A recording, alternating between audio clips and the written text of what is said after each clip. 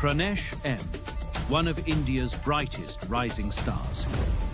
Dimitri Andreikin, a battle-hardened grandmaster. Nihal Sarin, a speed chess sensation, lightning fast with razor-sharp tactical instincts. Hans Niemann, bold, fearless and unpredictable.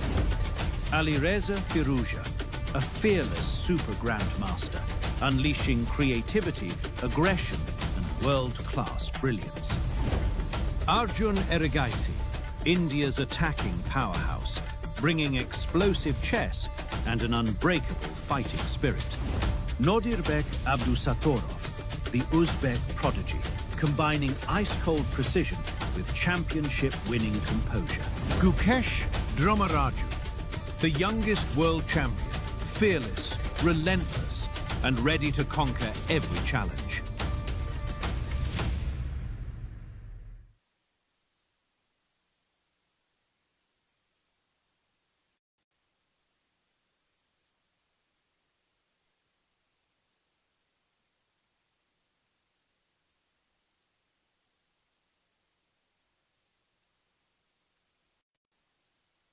End is the only way we could have summarized it, because we have so many players. We have 3 players up for contention, and it is anyone who could win.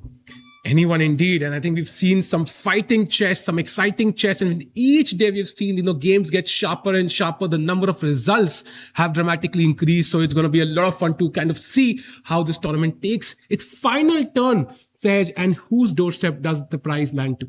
Absolutely, because we have got, if we can have the standings on the board, we have Alireza Firouzja leading the pack with half a point, who is playing with the white pieces against guess who side.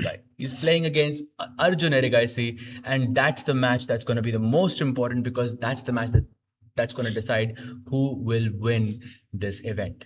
Wow, 7 rounds. So Firouzja is on 4 points, a +2 score.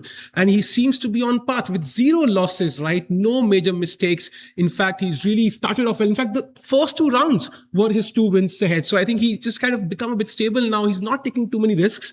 And the final game, he doesn't really need to do so as well. He has the white pieces against one of the contenders who was chasing him. That's Arjun. And if he can get a stable draw, that will almost seal his chances, because both his challengers have the black pieces today, Sahaj. Exactly, but that one of those black pieces is Nodirbek, who's known for pushing regardless of the color, and the other one is known as the Madman.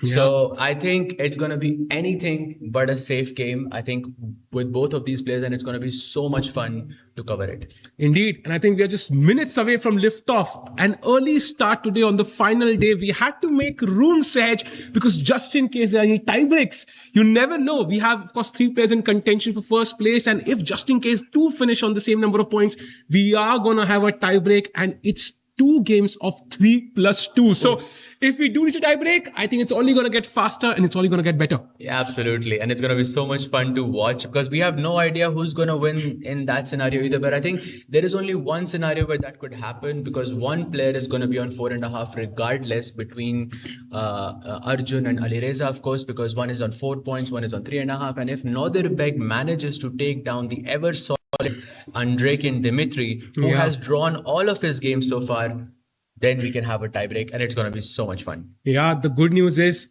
3 players in the hunt, so we still don't know who the winner is. The suspense, of course, still there till the very last second of the Chennai Grand Masters. But of course, we have 2 other lineups. We have Nihal versus Pranesh. Pranesh, after his epic win yesterday, will be looking forward to kind of continuing his run.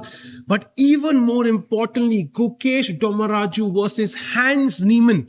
Gukesh having the white pieces, I would say, maybe not the worst form of his life, but of course, he must be feeling not so happy about his play, himself in general. I don't know how he comes out of this rot right now. He's just at the cusp of, falling below the 2700 mark as well in the ratings. So this game is very crucial, because when he enters the Olympiad, the difference between 2702 and 2697 is huge.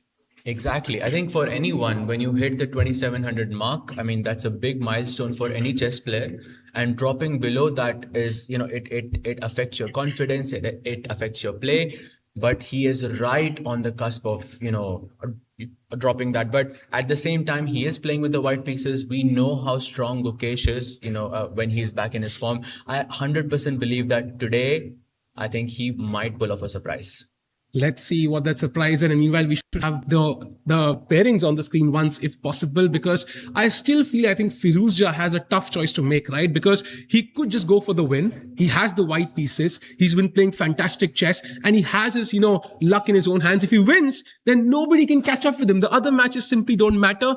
Or he can play it safe and then, kind of hope for a draw and then hope that Nodirbek does not beat, his opponent in the final round. So crucial matchup there, Sahaj. And how many results are we expecting?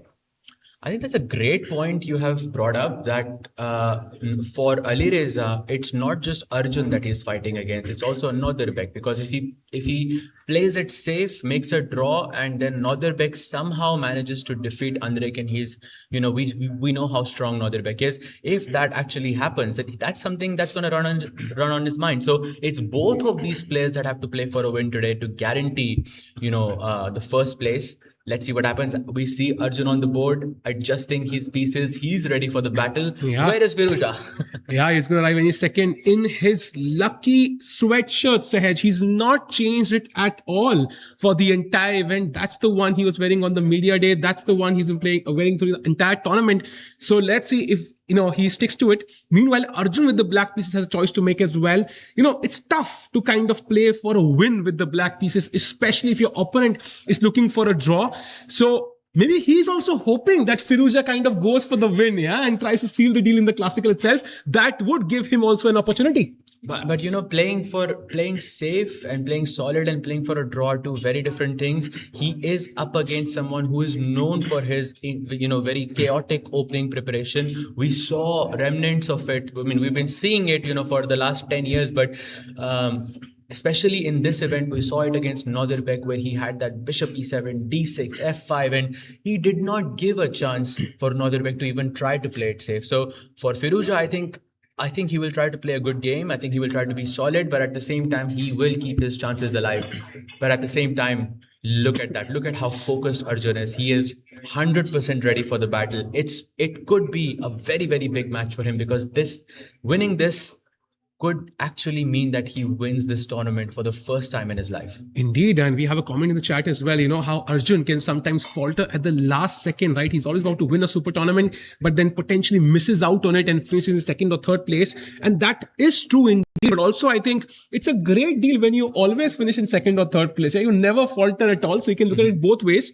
But he was also the last Indian standing at the World Cup, for example, even though he faltered at the last stage. But yeah, can World Rapid and Blitz as well. Yeah, he finished. He got bronze there. He won actually there we see the handshakes between the world champion and Hans Niemann.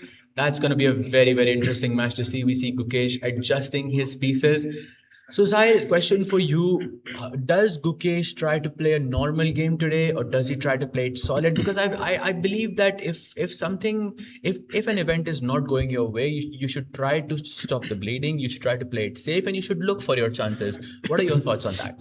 I think knowing how Gukesh might be feeling, staying above 2700 in itself is at least going to give him some confidence. And I agree with you, stopping the bleeding is very important, because he's lost the last two games. You don't want to end a tournament on your home soil with 3 losses in a row anyways. So Gukesh should play something solid, because he's had winning positions, right? It's not like he's not created chances. I think it's just the conversion, the time management has kind of, not been perfect. So from his perspective, maybe a draw would not be a bad result. The bigger question on my mind is, what is Hans Niemann thinking? Because for him, it's a golden opportunity to be the world champion. He knows the champion is down. It's an opportunity to push him below 2700. And I think there's a hidden opportunity for him. So I think he will try his best as well.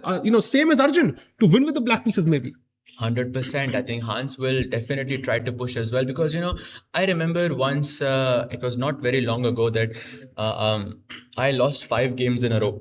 And once you are in that zone, you are not thinking in your right frame of mind. I mean, you're not in your right frame of mind, and your opponents, like I remember, just to stop the bleeding, I offered a draw to my opponent after like move 3 or 4, and my opponent refused the draw, and later on explained to me that the only reason they refused the draw was because that I was not in my best shape. So Yeah. I think from Hans's perspective, maybe he tries to play, but at the same time, there's not, I mean, it doesn't change the standings much for Hans either. So we could see a fast draw here. We could see a solid game, but this is Gukesh. Gukesh always plays for the win, and that's why he became the world champion. I think he will also push, from his side, as he should, against someone like Hans. It's going to be a fun day. It is the last day, and I think you couldn't have written the story better. Yeah, and I think he will have to look within himself, find that courage to really push after those 2 losses.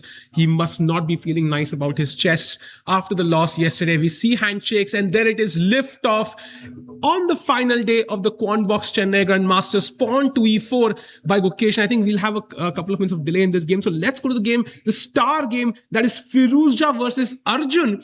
Because I feel like if this game ends a certain way, the tournament is basically over and Firuzja takes home the prize. Exactly. And look at that. The first move of Arjun tells you that he is here to play. He would have gone for e4, e5 if it was a solid game that he wanted to go for. And look at that. Firuzja plays Alapin. That means Firuzja wants a solid game. He's okay with a draw. And that could have been a surprise for Arjun there, because I don't think this is expected from Firuzja, but not from Arjun. He goes d5. We are in the Alapin defense, the most solid setup against the Sicilian that you can go for. Takes the pawn on d5, and I'm expecting something crazy from Arjun here. Is it knight f6? Is it queen takes d5? He takes the pawn.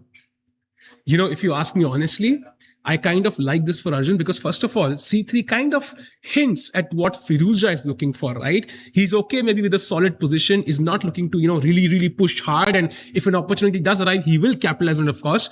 But also from Arjun's perspective, maybe this is not the kind of position Firuzja would have. It's not in sync with his style. Like, he's somebody who's very dynamic. So maybe there's a hidden opportunity there for both the players of Firuzja to neutralize the game in the opening itself, remove any chances of Arjun winning, or there could be an opportunity, for Arjun as well to get Firuzja in uncharted territory. By the way, knight f6 played, knight f3, both the players playing very, very quickly so far. Exactly. And if you go knight to c6, then this is the moment where Firuzja could actually just chop off the pawn on c5 and force the game into an endgame. And I think against the Sicilian, this is maybe the best approach, to try and go into the endgame if you want to have a solid game. That is, I think Arjun has made a move here. He has not played knight. He's played e6. He's played e6. I think he's trying to keep the queens on the board as much as possible. If you do go pawn takes c5 now, black can chop off the queen on d1, and now bishop takes c5 would mean that the f2 pawn is under attack. Yeah. And at least you get into a better version of the endgame. So Arjun trying to keep the queens on the board. Of course, Firuzja is prepared. He develops the bishop out to e2, and the game is on. Agreed. And I think your move knight c6, clearly Arjun understood, that will exchange the queens and lead the game towards simplifications, which he doesn't want to have right now. So right now, Arjun thinking what to do. Maybe now taking on d4, because I do want to take on d4, but I also see knight c3 as a move on the next move for white. So how can black develop? If I play bishop e7, then this, is wasting a tempo. He does play knight c6. Okay, I think that's a very logical move. I think white is going to go short castle, black is going to develop his bishop, and we have, I think, a simple Alapin opening where both of them should be very well prepared. Let's take a quick look at Gukesh versus Hans, because I think we have a decision. At least we know what the world champion is okay with. I think he's going for the 4-knight Scotch, and this is generally the opening we go for when we want to have a solid game, when we are okay with, having a quick game relatively. So I think this makes sense from the world champion's perspective. It is a surprise for Hans as well. Hans goes for bishop b4, and I think this is where he will chop off the knight on c6, play bishop d3. This is what we play, when we want to have a solid game with the white pieces. And I think we could see a very quick draw here. Agreed. And this is very theoretical as well. I've seen so many draws, like 20 moves of theory and the players just shake hands. And also, I think it reminds me of, let's say, imagine a physical sport, right? Somebody is going through an injury. They don't start, running at full speed after recovering from that. They slowly take it, one step at a time. Same for Gukesh. A draw would not be a bad result at all. Bishop d3. He's playing castle very soon. Black will, of course, castle, play d5, and a very, very simple position, which I think might not be easy for Hans to, for example, push for a win here. Exactly. But of course, I think if Hans does try to, for example, he doesn't play d5. You can also play short castle in rook e8 if you want to have a game here. But then you are in a territory which could be dangerous for black as well. So Hans has to make a decision here. Is he okay with playing the normal solid variation and go into, let's say an equalish endgame, or does he want to have a game on the board? And if he chooses the latter, I think Gukesh could actually, have very good chances here as well. Yeah, the last thing you want to do as Hans Niemann is underestimate Gukesh, and imagine Gukesh wins this spectacular style. That's going to give him so much confidence. So you don't want to revive the beast, so to speak. So let's see how this turns out. Meanwhile, jumping to the game, a very, very important game of Andrekin versus Nodirbek as well, because Nodirbek still in the hunt. Yeah, half a point behind the leaders, and we have a semi-Slav on the board. Already some dynamic play. I think Nodirbek is praying to see Bishop G5 here, Sahaj. Actually, I think he has played a move. Oh, he has not played a move. I think G3 very logical. Bishop G5, like you said, he's praying for it because Bishop G5 means you're going to be in two different territories. One is you could play Moscow with H6 G5, and other is you could go D takes C4, and both of them are extremely sharp variations. To play, and a result here is very, very likely. Exactly. I would love to see this. Bishop E7, Knight D7, and there's 20 move theory here where the better prepared player could have better chances. But Andrekin is thinking he could also go for E3, which is, let's say, a more solid approach here, which we call the Meran. He could also play G3, going for the Catalan approach. I think E3 would probably make the most sense to me, considering that it is Nodirbek who has to win in order to win this tournament. I think E3 would be the most solid approach, but that could also be very predictable, from Andrekin. I mean, let's go into Andrekin's mind, right? He's had all draws so far. No wins, no losses. Do you want to finish off in the same style, being the stable player in the event? Or do you want to finish off in style here? Because I feel like if you really want to finish off with a bang, you might go Bishop G5. But you're happy with what you've done so far. You might just play E3 and play a solid game.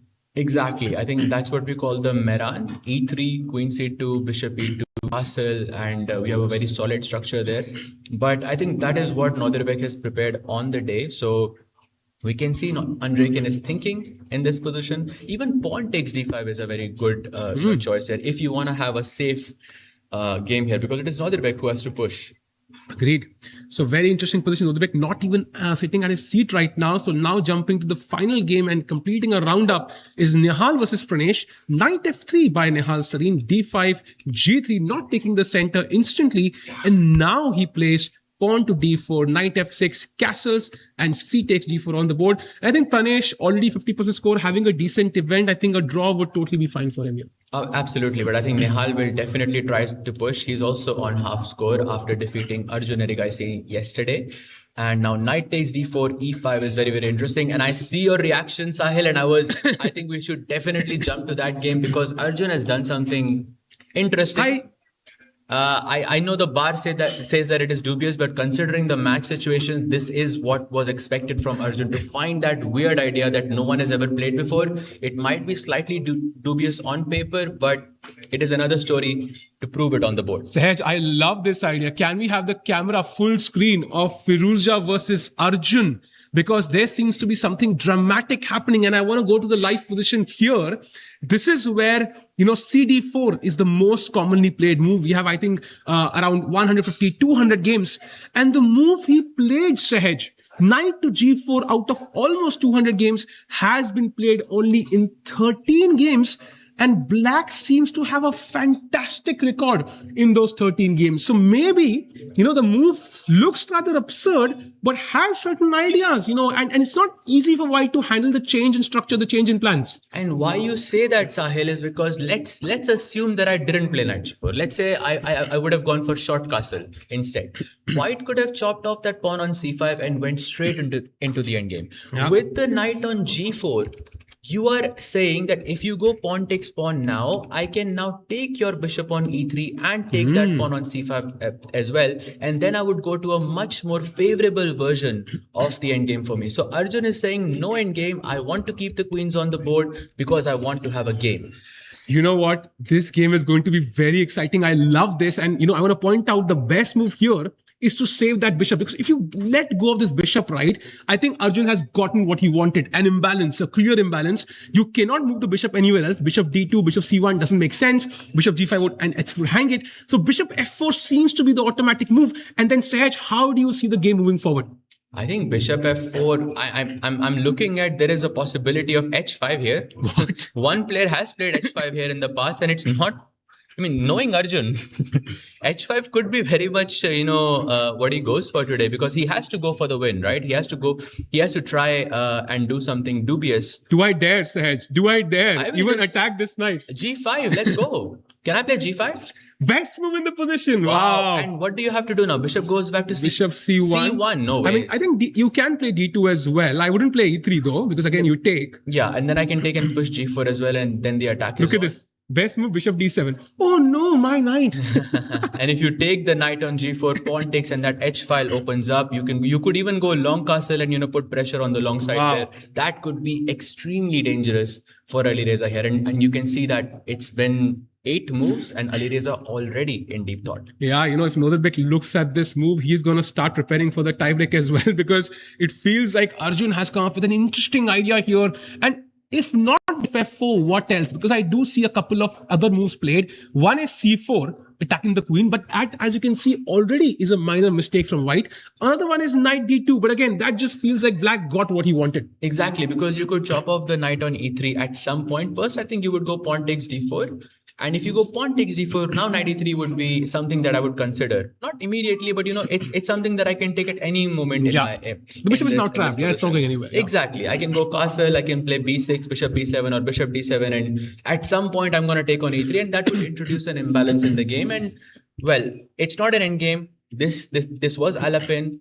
Arjun was not prepared for this, I think, but he still managed to find one of those ideas, one of those dubious ideas that no one has ever played before, and the game is on. And look at Firouzja, yeah? He must be like, okay, very solid choice, Alapin, no stress whatsoever. But suddenly he's, woken up now completely, because he understands, Arjun has played like a interesting idea, knight to g4, the bishop is attacked, bishop f4 is what we're expecting, and Sahaj now h5 is something, we saw, but in majority of games, I think black has castled here, and after this, I think multiple moves possible, let's say castles, let's say white just attacks the knight with pawn to h3, knight drops back, so what changed in the position, this knight g4, h3, like who did it help more? We are assuming that Arjun is going to castle. I really don't think he intends to castle in this position. But I think just to answer your question, what changed is that now pawn takes c5 is not as dangerous. Because I could go queen takes d1, I could go bishop takes c5. And now that bishop on e3, which was eyeing the c5 square, is no longer there anymore. So even if you do go into the endgame, it would be a more favorable version of the endgame for Arjun there. You can already see the bar is completely even, maybe slightly preferred for black there. And you could see why, because black has castled, the queen is active, the knights are active. Black is one step away from, connecting his rooks as well. I think this looks like a very, very good decision from Arjun. And look at him. He's swiveling in his chair like he did, this entirety of the event. I think he looks pretty confident. Agreed. And also, I think there's an imbalance already that if you do take on c5, it's 4 versus 2, right?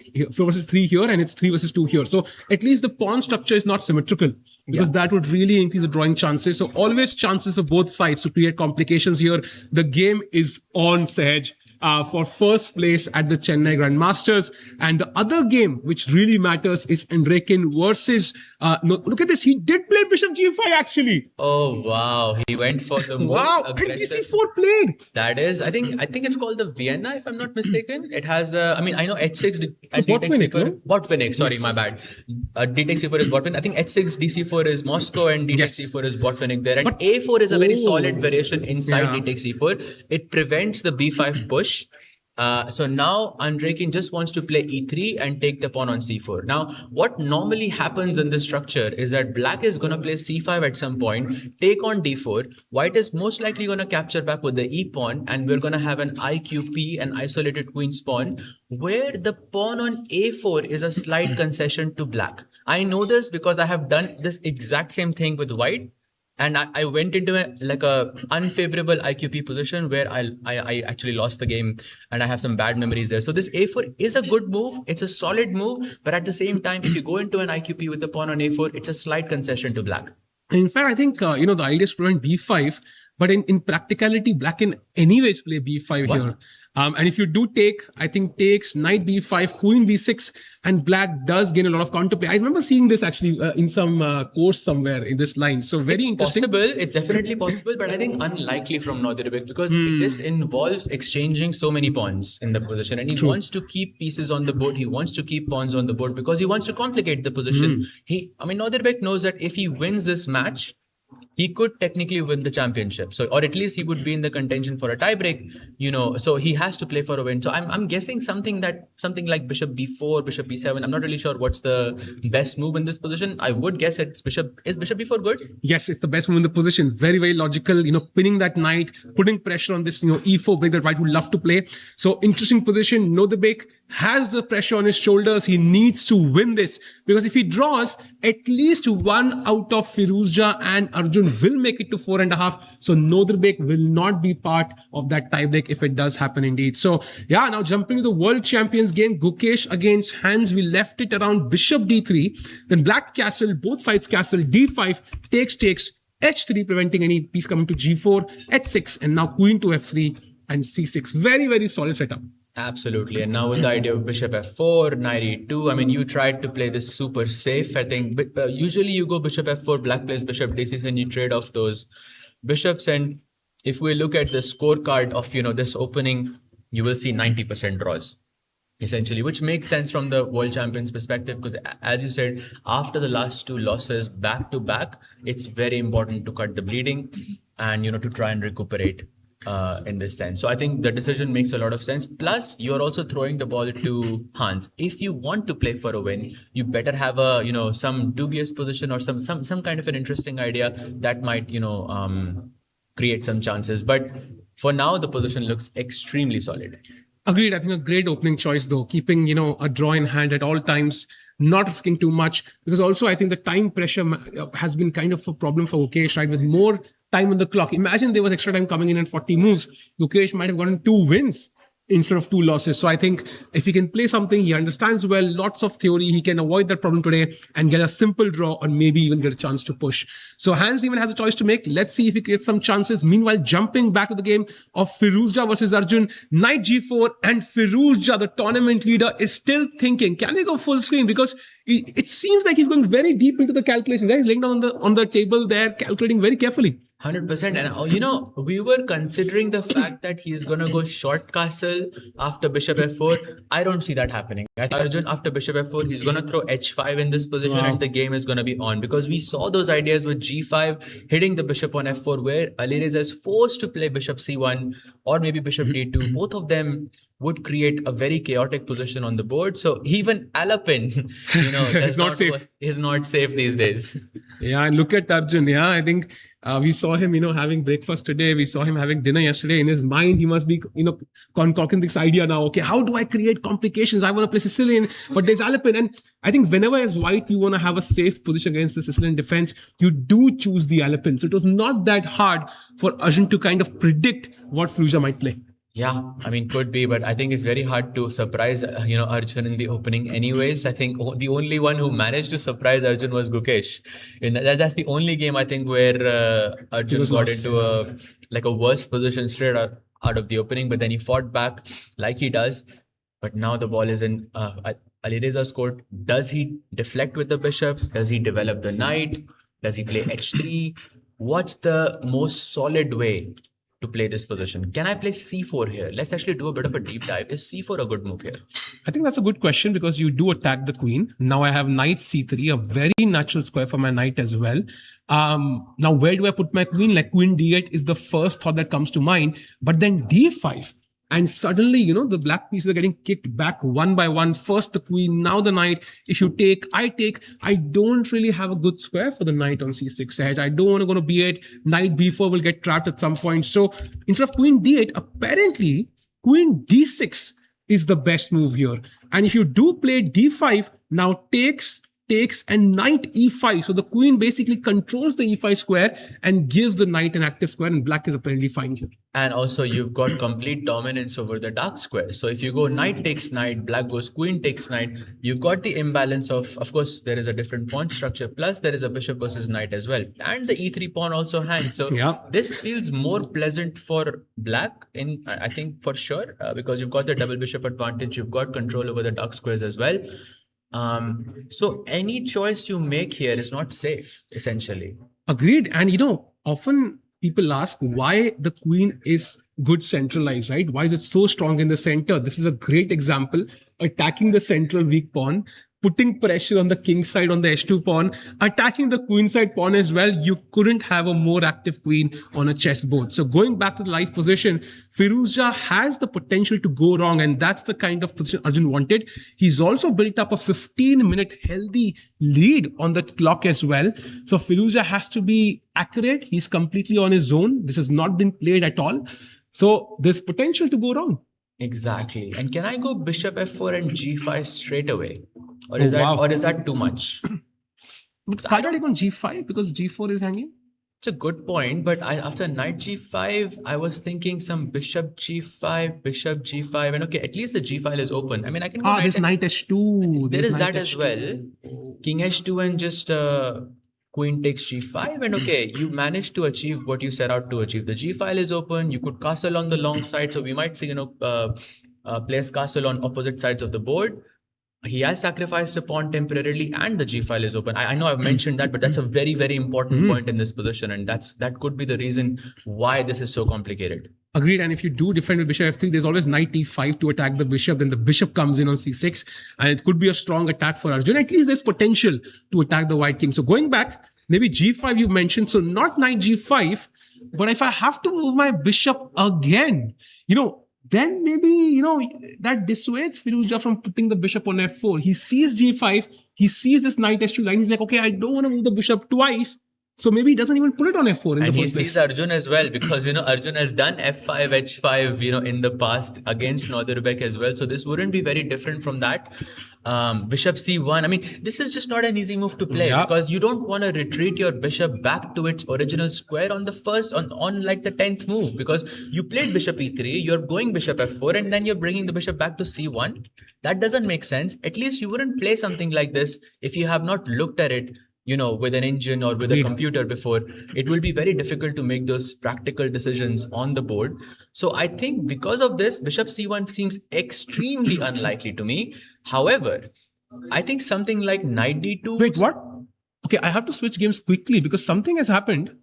I'm assuming that's a transmission error, or if our engine is horribly wrong, because here after c6, bishop h6 was played. What? Can we go to the camera for Gukesh versus Hans? I feel like there might be some rep. Oh, he has taken on h6. Wait, what? Oh, what is this move? Crazy move, actually. Because it came out of nowhere. And I just had a look at the moves played in this position so far. We have roughly 150 games played, and bishop h6 was played in one game that black won. So what is bishop takes h6? So I think firstly, wow. Secondly, I think he wants to go queen f4, queen h6, and there is a repetition there. Okay, so if you take the bishop, it's actually a draw, yeah? Queen g3 Queen g3, king h8, queen f4, yeah? And then you go queen takes h6, and that's a repetition on the board. Yeah, so that's not what that's not a repetition. Gukesh can play this. No, yeah, that's okay, I think. But maybe that's like 100 IQ move from Gukesh, because I think Hans could take on h6 thinking that Gukesh wants to repeat, and then he will carry on. He will not go for the draw. He's telling him that he wants to play for a draw, but actually not. But the problem is, Sahaj, black can actually take, you see the blue arrow, a bishop takes c3 first, and now apparently you're supposed to look at this line. And to kind of take us to this line, we have Rakesh by joining us. Rakesh, I mean, totally unexpected. I couldn't predict this in a million years. Yeah, but smart opening choice by the world champion, and he is all set to make the draw here, because this is an opening which I also play. Oh, wow. You have played this against me, Rakesh bhai. Exactly. So In a classical game, Rakesh bhai has played this with the white that pieces. didn't go in my favor, Sahaj, because I was trying to win. But I don't think he's going for a draw here, Rakesh bhai, because if he goes pawn takes h6, queen g3 check, king h8, queen f4, and if you king h8 here, I think, and if queen f4, bishop takes c3, queen h6 check, king goes to g8. Now Gukesh has a draw with queen g5, queen h6, and this is what Hans could think is his plan. But you can just say b takes c3. That's fine. You could still play on in this position. So he's maybe giving the idea that he wants to play for a draw, but this is anything but draw. That's, I think, a very smart move by the world champion. If we reach this variation, yes. But my question is objectively, Rakesh, as you have played this, is bishop h6 a mistake or not? Because It is. all the games so far being played, this has never been seen before, with a positive result. So the best move, bishop c3, white is now supposed to take on g7. Yeah, that's the only move. And in fact, another variation, if you just go a couple of moves back before h3, so a known draw is queen f3, c6, bishop g5, Queen f3, c6, bishop g5, and something like bishop d6, yeah. yeah, bishop d6, rook a e1, and now h6, and you chop on h6. That's a well-known draw here. Maybe not exactly here, but yeah. I think it's maybe like one move before you go bishop takes h6 or something. Before you go, I think instead of bishop d6, if you play h6 here, Yeah. that's where the draw, I think, happens. And now bishop h6 can work. It's actually Maybe Gukesh mixed up.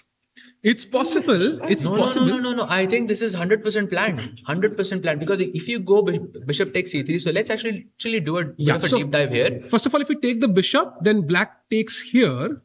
No, but then you don't get a tempo with queen We are f4, here right? actually. So let's say bishop takes c3. But you don't get a tempo if you take bc3. So let's go bishop takes g7. G7. King takes g7. I think it's the most obvious. Queen And g3 now queen check. King here. Queen check again. Queen check. King g7. This is a draw. Queen g5 check. Okay, this is a draw. No, this is not a draw. Queen g5 check. King h8. Queen h6 check. No. You Queen want to give h6. another check, yeah? Yeah.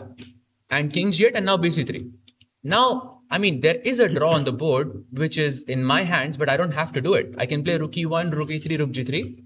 But you are still thinking that I want to draw this because that's what we all thought. That's why he's going for the 4 knights. I think this is 100 IQ. No, 100 million IQ. 100 IQ is not that great, actually. 1 million IQ move. I'm sorry. I'm really shocked by this because I think this is such like great preparation from the world champion. Very refreshing to see this. So now I understand if we go to the main variation, bishop c3, bishop g7, and there is this insane move for black which somehow works, and that's rook e8. Now, I don't think Hans even plays this, but objectively, has Gukesh taken on risk or not is my question, Rakesh. I think he's just going for the draw. No, bishop h6. Bishop h6. I am telling you, this is anything but a draw. Rook a1. How is this a draw? You've sacrificed a piece. No. Rook takes e5. Next move. Queen d6 apparently. And okay, now I think it depends on what his preparation is in this position. But I'm sure he has looked at this before. I genuinely believe this is preparation. No, And this it's is great preparation, I think. It is preparation to make a draw. Yes, exactly. No, 100% not. There must be something here. First of all, finding moves like rook e8 and bishop e5 is not easy. No, agreed, Over the I board. think. Like, for example, after bishop h6, right? You have to first think about the fact that Hans says right now, so anytime you play e4, e5 as black and your opponent goes for 4 knights, you think your opponent wants to make a draw. Can we agree on that? Yeah. Right? So, going into this variation, Hans is thinking, okay, maybe Gukesh is not having the best tournament. He's going for 4 knights. Maybe he wants to make a draw. Now, after bishop takes h6, the first thought process of Hans will be, if I take on h6, there is that repetition I see with queen h6, queen g5. So that's a trap that Gukesh has laid out for him. He's not going to take the draw here. Possible, Sahaj, and it must be like 220 IQ and, more. This is beautiful Speaking stuff. of the 100 IQ, it made our first row chuckle. And shout out to our smart folks from Quantbox who are here. So nice to have you here. And they must be rooting for their boy Arjun, guys. I think this is an interesting position. And maybe practically it just works for Gukesh. Either way. But I'm still curious how Hans reacts, because does he kind of take the draw or goes for the draw? At least Gukesh takes on, or is a separate question, or does he try to find out what's wrong? Because objectively, he must have seen these positions before, and he would know maybe this is not the best way to play, but he might know it's a draw. Like, it's not the way white plays for advantage that he knows for sure. True, and a draw kind of ends a disastrous tournament for both of them. Both of Guys. them winless so far. But I know Sahaj's statement has some merit. There is no chance of draw. He's basically trying to Bait him. confuse all of us. He's trying to bait him. I'm telling you, he's not going for a draw here. Anything but a draw. If this was Arjun playing Bishop h6, we would say that this is a monster preparation. True. This is World Champion preparation right there. That's true. But, We have looked at this position maybe 1,000 times in our lives, with both colors. Have we ever thought about Bishop h6 in this position? Never. But Sahaj, 12th move, you don't think the world champion blunders, and this must be prep. Of course, this is prepped. And if Bishop c3, why I think this is difficult, I think this is a huge risk as well, because after Bishop c3, Bishop takes, first of all, Bishop c3 itself is a very difficult move because you have Queen g3 as well and you have Bishop g7 as well. And after Bishop g7, how on earth do you play Rook e8? That's so hard. No, that's tough. I think agreed. I think Rook e8 is very tough. You only play this if you know this idea, right? Right. So practically, Gukesh's idea might be a great one, but objectively, there's an opportunity for hands, right? There is an opportunity, but it's very tough. Rook e8 is, I've never seen Rook e8 as a reaction to Bishop takes g7, right? It's never happened before. It reminds me of yesterday's game where Arjun played, d6 for e5. Correct. Very similar, like a new reaction to Bishop takes g7. Now, hands about to play, by the way. He's taking the bishop. He's taking the bait. Wow. This is not going to be... Now you're going to see that this is not a draw. Queen g3 check, I think he's going to play. And the gambit worked for the world champion. I think he's going to go Queen g3 check now. I think there's one more move for black. No, he plays He plays g6. king h8. Let's go full screen, He plays king h8. Wow. And now Queen h4. And he's telling him that he wants to take a draw, but he's not going to take a draw. I think he's going to go Rook e1 there. Because I see there is an advantage here for white. Oh, wow. Apparently, Queen f4. the move for black was knight g4. That's what he should have played and would give black Queen equality. f4 played, Sahil. Yeah, this is the life Hitting position. the bishop, hitting the pawn. This is some incredible prep from the... wow. After having Bishop two C- losses, going into this is so impressive. Hans is thinking this is still a draw. I don't think he's going to take the draw, but I think we're going to find out in just a second. Whether he plays Queen g5 check or not is the question, right? If he goes b takes c3, we know it's not a draw, right? I think he takes the draw. I think he takes the draw is my Stops guess. the bleeding side. You were advising that. Because I feel like it's not about the game. There might be an opportunity. The confidence is lacking, Sahaj, to kind of pull through. It's not about the game. I doubt it. I doubt it. I think he plays b takes c3 and he carries on with the position. I don't think he takes a draw, but okay, we'll see. I feel like he couldn't convert a +1/+4 position, right? That takes a toll on you. It's more psychological. And even for hands, I think this is more of a surprise. I don't know how hands... He didn't handle it in the best way possible. Then why is he thinking now? Exactly. Why is Gukesh thinking? Why is it, if this is preparation and if he wanted to take a draw, why is he thinking now? I am not sure, but I still feel he most likely will take the draw. Because for Gukesh, getting that, points on the scoreboard and also kind of B takes c3. I think Gukesh goes for the win. Let's go. Come on, Guki. I love to see. This is so refreshing. Because after b takes c3, you go knight e4. I think that's the only move in the position. You take, and you go rook e1, rook e3, rook g3. I can just pre-move that. Let's say rook e1, bishop f5. Rook e3. Rook e3, bishop g6. Rook g3 and h for h5. You're losing the bishop. That's a mistake already. Gukesh goes for the check. Okay, check. Okay. But rook e8 is the move, yeah? Rook g3 check. Rook g3 check, bishop g6, h4, no? But okay, directly bishop g6. Okay, let's go to live position right now. Repeating once. Is he taking the draw? He's going to take the draw, Sahaj. It's not about the valuation. No ways. There it is. He takes the draw. It's not about, I think, objectively, he had the position he should have pushed. I agree with you.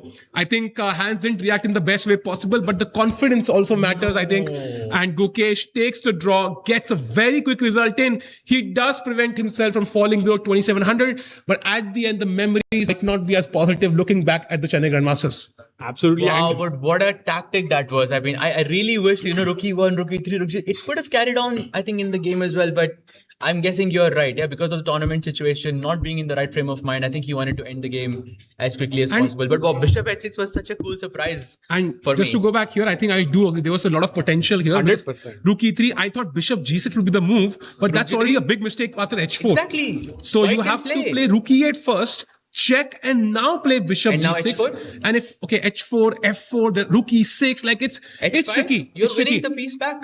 Yeah, there's queen h4. Like black has to find a bunch of tough moves. Wow. I think reaching this position, he should have played on in objectivity. But I mean, queen g5, rook g5, you are a pawn up in a rook ending. You have no chance to lose here. Sahaj, he had no chance losing the last 2 games as well. So I think he just wanted Rook to ending is different, no? end the tournament on a no, high. I understand. So- From a psychological perspective, maybe it made sense. But wow, what a move that was, bishop h6. So refreshing.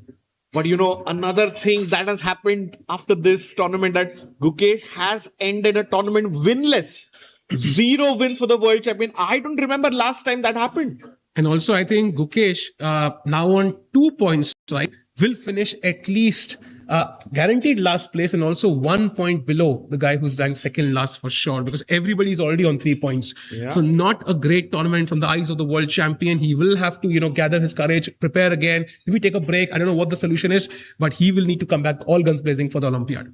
For sure, he has a good 1 month and a week extra. Let's see how that comes back. But By the let's way- go to the Arjun board, Sahil. Yeah, there's a mistake already. This is where we left it last. Knight g4, bishop f4, best move by Firuzja. But now Arjun castles and knight a3 was not the best move. It's a decent idea, of course. It's a common theme in these structures as well. Knight b8 can be a plan, knight b5, sorry, with knight c7 incoming. But now Arjun can just take on d4 and he gains some resemblance of equality maybe. And the idea is pawn takes pawn. You don't recapture, but you in fact go knight b5. Ooh, knight b5 is already a mistake here. Wow. Why is it a... D takes c3. Because knight c7, there is Yeah, queen queen takes takes d1. You d1, have a type intermediate four. move. That's changed, right? Because both sides have castled. I think there's no knight c7 check anymore, right? That's a difference there. So knight b5 not as strong anymore. So let's see how Arjun tackles this. He has a chance to give white an isolated pawn, and that's another imbalance in the position. Good 20-minute time advantage as well. And there it is. He plays at Sahaj on the board. C takes d4. Now, which piece do you take with? Because you want to take with the pawn generally, but you've already played knight a3, so there's no knight c3 anymore. And also, you take with the pawn. It's a target for black and more imbalances. So I don't know how Firuzja captures back. Also, that bishop takes knight, Sahaj. Yeah, bishop takes knight looks like a very strong move in the position because firstly, there is an imbalance. Secondly, the pawn structure will be doubled there. Yeah. So is he supposed to capture back with the pawn or the knight? I think the knight maybe makes more sense. Yeah, you can also attack this knight on g4 with this move, so has a double purpose. Also, bishop f3 could be a nice move to Yes. play for white as well, with both the bishops kind of dominating the queen side Knight for takes black. played. Oh, wow, played on the board. Okay, so that was the best move in the position. And now bishop takes a3, b takes a3 kind of creates an imbalance in the game. And then basically the game is on. This is, I think, the best you could have gotten with an Alapin. Yep. Considering that you have to play for a win here. Agreed. And now the crucial moment in the game. Does Arjun take on a3? Because it's a committal decision. You are giving up the bishop pair. You have some weak dark squares white can utilize, but you have a lot of targets in the endgame to attack. The pawn will come to a3, for example. Another pawn on c3. I mean, the kind of imbalance you are looking for when you're going for the win. Yeah, 100%. I don't like white's position one bit here. Pawns are doubled.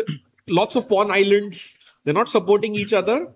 And I think Arjun would be very happy. And I think he has won the opening battle, Sahil. Agreed. He has. He's gotten the kind of positions Firuzja did not want. It doesn't mean he's going to falter. Firuzja has played amazing chess so far. And Sahaj, I think the time difference will also benefit Arjun. So Firuzja completely on his own in a structure which he's not used to playing from this opening. So it could be interesting to see how Arjun and Firuzja handle this.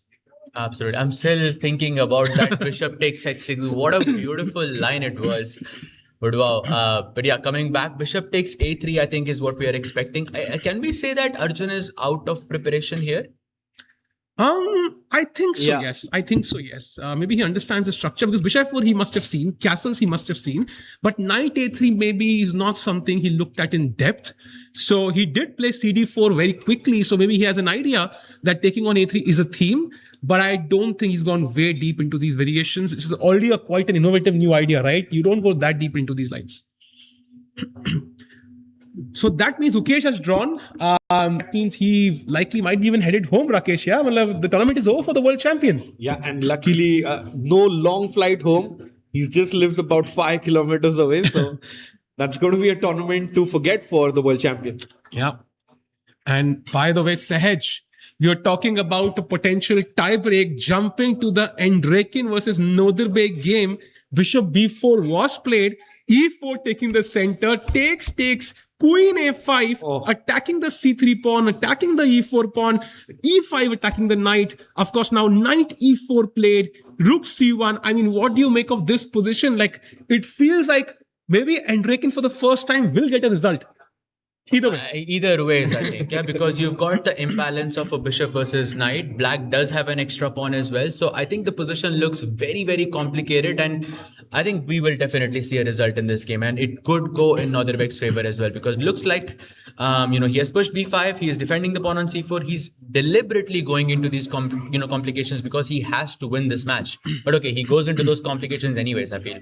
Yeah, and now the best move seems to be queen c2, knight g5, and do not castle into the good knight, Rakesh, because it's going to be checkmate in one move.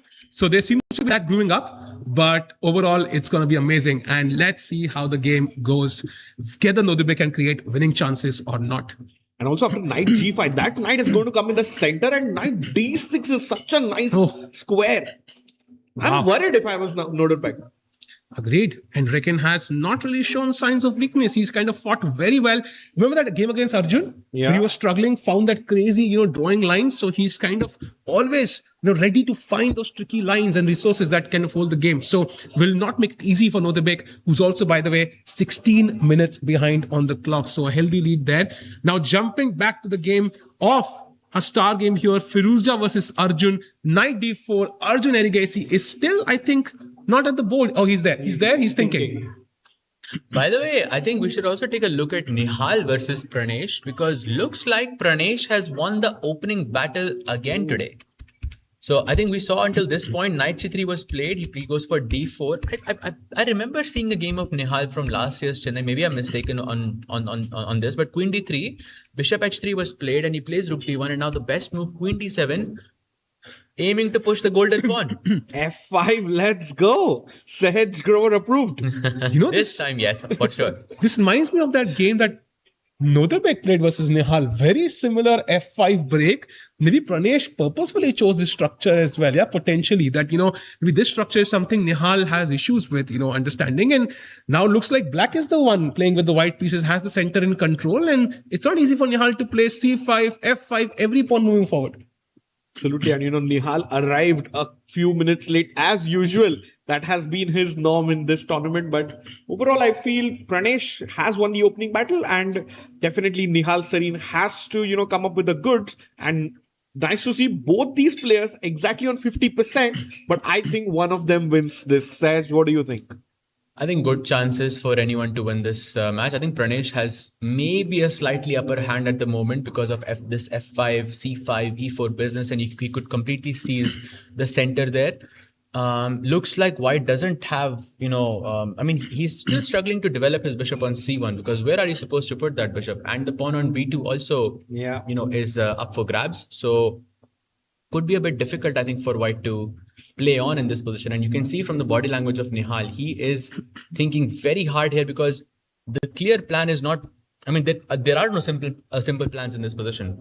Agreed. Without the knights, the game is, of course, a bit simple. But, of course, Black has a clear plan of gaining space in the center. Let's see how Nihal Sarin handles this. He is thinking he's way behind on the clock. That's not something you see often as well. Jumping back to the Nodirbek game, we have a move. So Queen C2 was played very quickly by Andrekin. Now comes knight takes D5, takes. And now apparently Black should try to trade queens with queen takes A4. But, oh my God, look at that pawn structure. Might as well play A6 and complete the square, yeah? I think he might go for bishop A6 though, so close enough, but I think he won't get the opportunity to do that, because bishop takes C4 just completely simplifies the position. And I might even say that maybe White is a bit more comfortable in this position. And if it is Nodirbek who has to win, then this is all up to Nodirbek versus Arjun, Alireza versus Arjun, because I feel like that's the match that's going to decide the winner of this tournament, because here it's very hard for Nodirbek to play for a win. I don't see him winning, Rakesh. I see zero chances, because if queen takes A4, White does take on A4, I just don't see any chances. The structure is so broken that I would say White has great chances, in fact, of winning this. Yeah, if it was anyone who wins, it's actually white and not black. in this one. Exactly. Because knight e4, as you pointed out, knight Played. d6, knight Played queen c5. f4. Yeah. Yeah, Nodirbek, I don't think he would be happy with this development for sure, because now takes, your pawn structure is completely bad. Bishop takes e4, the pawn on a4 will fall at some point, and then knight e4, knight c5, or knight d6 just looks too tempting. Oof. I mean, I have so many squares I can jump to, yeah. And then I would even just put the king in the center. So very nice position, comfortable position, maybe playing for 2 results and raking. So he's likely not going to suffer a single loss in this event. So great. Actually, 1 second. If I play knight d7, after takes, bishop c4, can I play knight d7? Okay, let's say bishop c4, knight d7, But now maybe there's a third result possible, knight b6. knight b6. I want to put the bishop somewhere. Yeah, I see the bar really doesn't like this move. Oh, you're going to go bishop d3, not Yeah, bishop because a3, I didn't want bishop a6 and preventing castling. That was the logic. Okay, that makes sense. If I play a5, then you go knight c5 also to prevent that bishop Yes. jumping to a6. And then I want to play maybe even king e2 and then just kind of pile on this a pawn somehow. At least that makes a lot of sense to me, but I don't know. So no knight b6 then. Let's go back one move. Maybe there must be something else, because I see that I have the idea of knight b6. Anytime you play rook a1, I can play knight b6. And now I'm trying to think if there is a way for Nodirbek to continue the game, because he does have an extra pawn. Even though it's a double pawn, it's an isolated pawn. I mean, still you have Can you make a c5 some somehow? chances. C5 just simplifies, no, too quickly. Or maybe Sahaj, so inverting your move order and playing a5 first. So there's no knight c5. Oh, yes. I like that. So a5. No, knight knight d7. d7. okay, knight d7. And then a5 Knight first. d7, knight d4, a5. Let's say I push the king somewhere. Is it e2 or d2? Now the knight is on, let's say e2. I'll play king e7 as well. King e7. Just trying to keep pieces on the board. And if you go rook a1, I have Rook knight a1. b6. Actually, I can allow rook a4 as well, because then I can play knight b6. Oh, that's nice. You'll do No, now? not now. Like, because rook takes a4 is not really a threat. I can play Yes. knight b6 then. So what do you play? That's a good question. I will play... Because I want to play rook b1 actually, preventing knight b6. Next. Can I play c5? c5, let's say rook h b1 anyways. Take, I guess. Oh, yeah, this might be a bit difficult to play for a win. Yeah, it's tough to play for a win. I think black can equalize, but to play for a win would take something insane, yeah? Because this pawn will also be weak once a4 falls. True. So maybe bishop... Oh, you can't play bishop b7, so bishop a6 is the only move, yeah? Bishop a6 takes, and then rook takes a4. And maybe rook b7 as well is also kind of interesting here. Yeah, true. But he does have the outside pawn. You could play knight b6, knight d5, but you just need your pieces on right squares. Like maybe the rook on c7, knight on d5, and then, Nodirbek could say, okay, I have some chances to play for a win. Then he could utilize the outside pass pawn in this position. But with the pieces on d7 and rook on h8 still at its original square, I think this is a bit tough, yeah. So very likely, I think a draw could be a result in this game. And that is, that might just, reduce Nodirbek's chances to 0 of winning the event. So as you mentioned, Firouzja versus Arjun becomes extremely crucial, and he has taken that knight after a deep thought. Yep, the master of imbalances, and it has been created. Now b takes a3 or bishop takes g4. There is bishop takes b2, so we can ignore that. That's just a free pawn. So b takes a3 is pretty much forced, I'm guessing. And now do I save the knight? Is he thinking about bishop f3 maybe? That's the only other logical move, attacking the queen. You put your queen somewhere, and then I go b takes a3, I guess. Where? Because queen c4 now looks tempting, right? Because if you take, I take. So knight c6, bc6. But then the f4 bishop hangs. Sorry, my bad. So b takes a3, I guess. Can I take this or no? I don't think you should. Oh, wow. Okay, so I'm not going to look at the... Yeah. Knight c6 and bishop g4 is hanging, no? So you have to think about the knight on knight g4. is hanging. Yeah, So maybe knight f6 or something. Or knight e5 looks very nice. Knight e5, yes. Because if I take on c6 now, you could recapture with the knight, and you don't have to hurt your pawn structure. Yep. So going back, I think maybe bishop f3 is a nice idea, but queen c4 is a good retort as well. So Firouzja likely should just take on a3. Yeah, that seems to be the best move here. I mean, if we looked at bishop f3, we just looked at bishop f3. That introduces another trade in the position, and I think Firouzja, if he wants to play solid, he could do either. I think he took on a3. Yeah. Yes, he took on a3. Now the knight on g4 is under attack. So knight f6, knight e5. Is knight e5 possible? Knight e5 also looks possible, but it also blocks the e-pawn, which is something I don't like. But it's possible. Yeah, that's true. But I can just develop the bishop via d7, connect my rooks. If you take on c6, knight b5 is nice. Knight c7.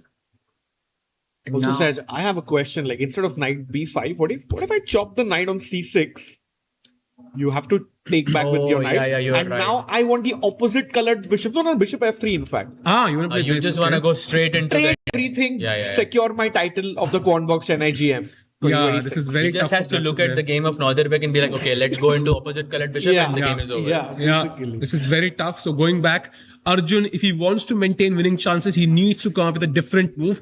And apparently the best move in this position, actually this move e5, which is quite interesting. I like this move because it defends the bishop. Okay, not defends, but at least opens the bishop towards the knight on g4. And now if you take this knight, I take with the queen, I also avoid the queen trade. So I maintain more pieces on the board, and these are still weaknesses, although white has the bishop pair.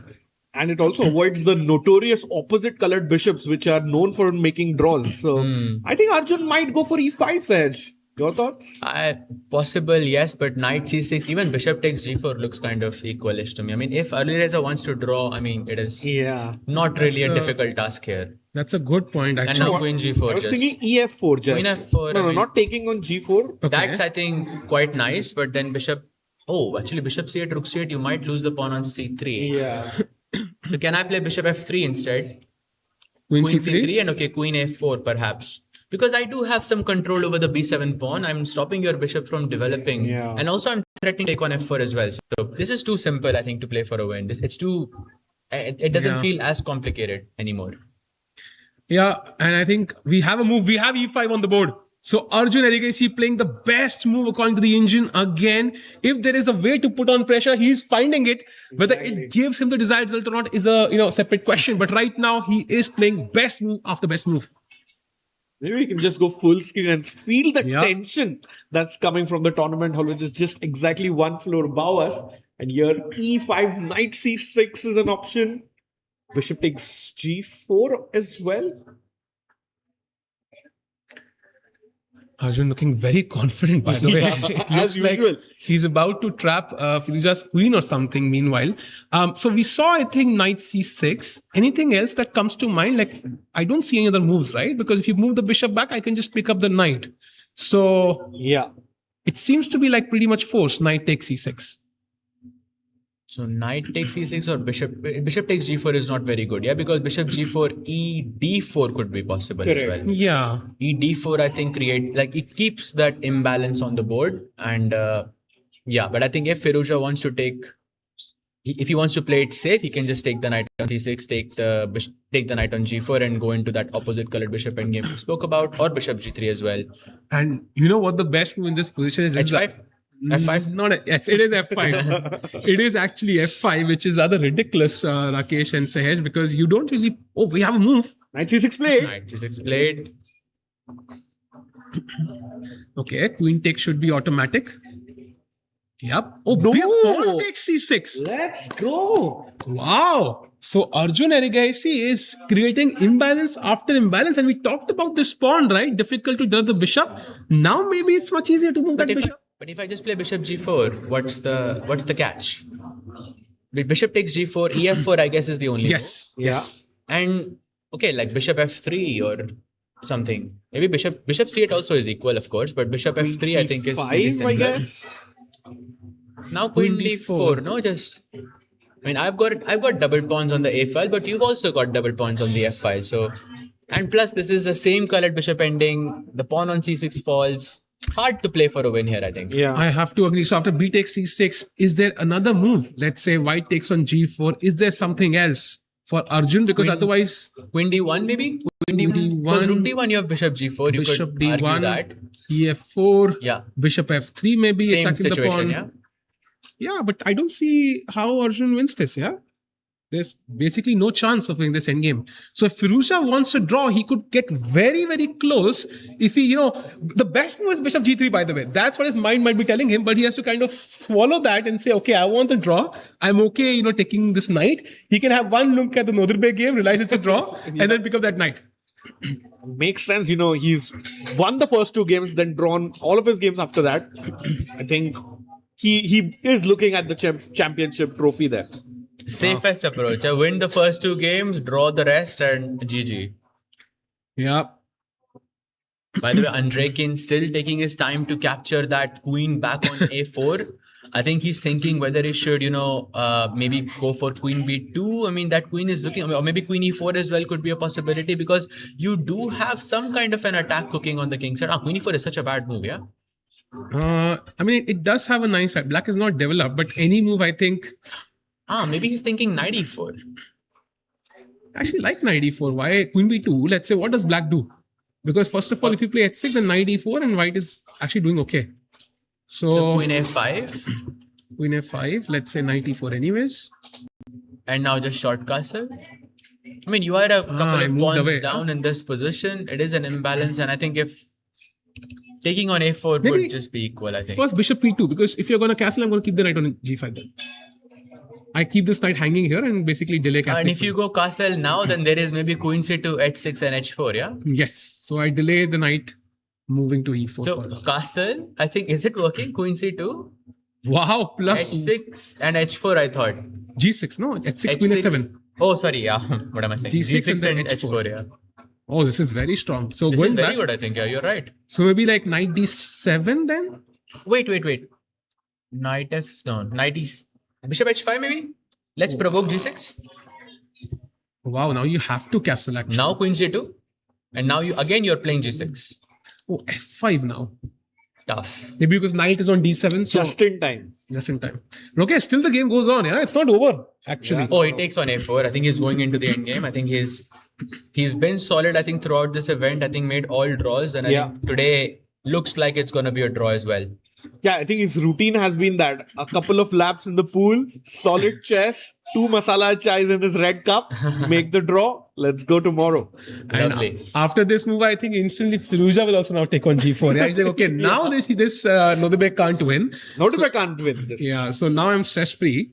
It's still possible. I mean, he is a pawn up still. And if I see knight d7, knight b6, still some problems to solve. Knight e4 played. Yeah. Oh, so he doesn't take on c4? Nope. And now knight d7 perhaps? That's the only move, I think, to have knight b6 and also to stop knight c5, like you mentioned. This knight looks so good, yeah. I mean, coming to d6, it's black has no defense on these dark squares. And look at these broken pawns. What if, he goes bishop a6 first? Sahil, your dream is completed. Knight c5, bishop b5, bishop e2 and a6, and the triangle is complete. Oh wow! If this happens on the board, I think we can even give a ChessCom membership away. This is an insane structure, and that bishop is actually officially can be declared as a pawn now. Tall pawn, as I say. Wow! So going back, this is the live position. Queen takes a4, knight e4 on the board by Andrekin, and bishop a6 seems to be the way to temporarily, at least, hold on to the pawn. Let's see if he does it. A couple of folks joining us at the normal time of 3 p.m. We started an hour earlier today. Just updating you guys that Gukesh versus Hans has already finished in a draw. Yeah, a very quick draw.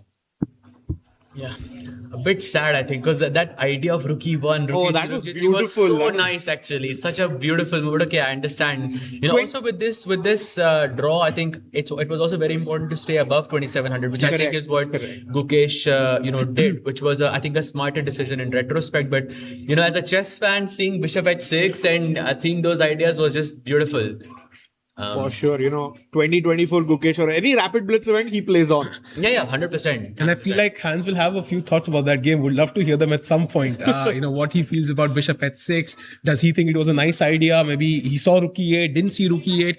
But those moves are very, very tough, I think, for him to find over the board, let's say. True. But meanwhile, knight d7 played, as you pointed out, preparing knight b6 if need be. Now white can still pick up the pawn and just transpose into the lines we've already seen. Exactly. Maybe you can go knight b6, king e7, and I think and for Nodirbek to try and push in this endgame, he has to sacrifice the a4 pawn. Maybe white will go rook a1, rook a4, and then you try for knight b6 and you try to push the other a pawn, on the same file. That's maybe the only way that he can try to press here. I don't think maybe Andrekin can press here. Maybe I'm being a bit too optimistic here from the black side, but I feel like black has more chances here. I do agree. I think maybe if something goes wrong for, let's say, Nodirbek, I think it's still going to be pawns on the same side of the board, right? Yeah. But if something goes wrong for Andreken, this pawn could become very strong very quickly.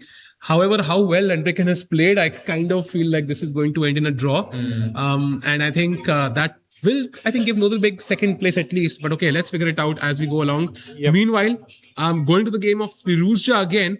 He has gone for it. Firuzja taking the safe approach. He wants to seal the first place. He's like, I could play Bishop G3 and push against Arjun, but I've already worked hard in the first few rounds. I'm going to play it safe. He exchanges pieces. That's the number one thing you should do when you want to simplify the game. Go for a draw. And unfortunately for Arjun, I don't see how he can push here anymore, because it's to push against a tournament leader, you need serious imbalances, and I just don't see them here. I think he just saw the game of Nodirbek and he said, okay, all I need is to make a draw in this position. And that's what happens sometimes. And he can see it on the screen, right? There's a screen in front of him. So he doesn't need to get up. So he definitely had a look at the Nodirbek game and instantly played Bishop G4. That is not an inaccuracy. It's a brilliant move, actually, in terms of the practicality of the tournament. Yeah, the tournament situation demands Alireza to play it safe, and he does so. And I think Arjun has the option of a couple of recaptures here, but either one doesn't really help him. Can we have the cameras as well? So first of all, if you take the bishop, for example, Queen D5, CD5, Bishop E5 is an opposite color bishop endgame where Arjun cannot win in a million years. Nope. What else can he do? He has to go Queen D1, I think.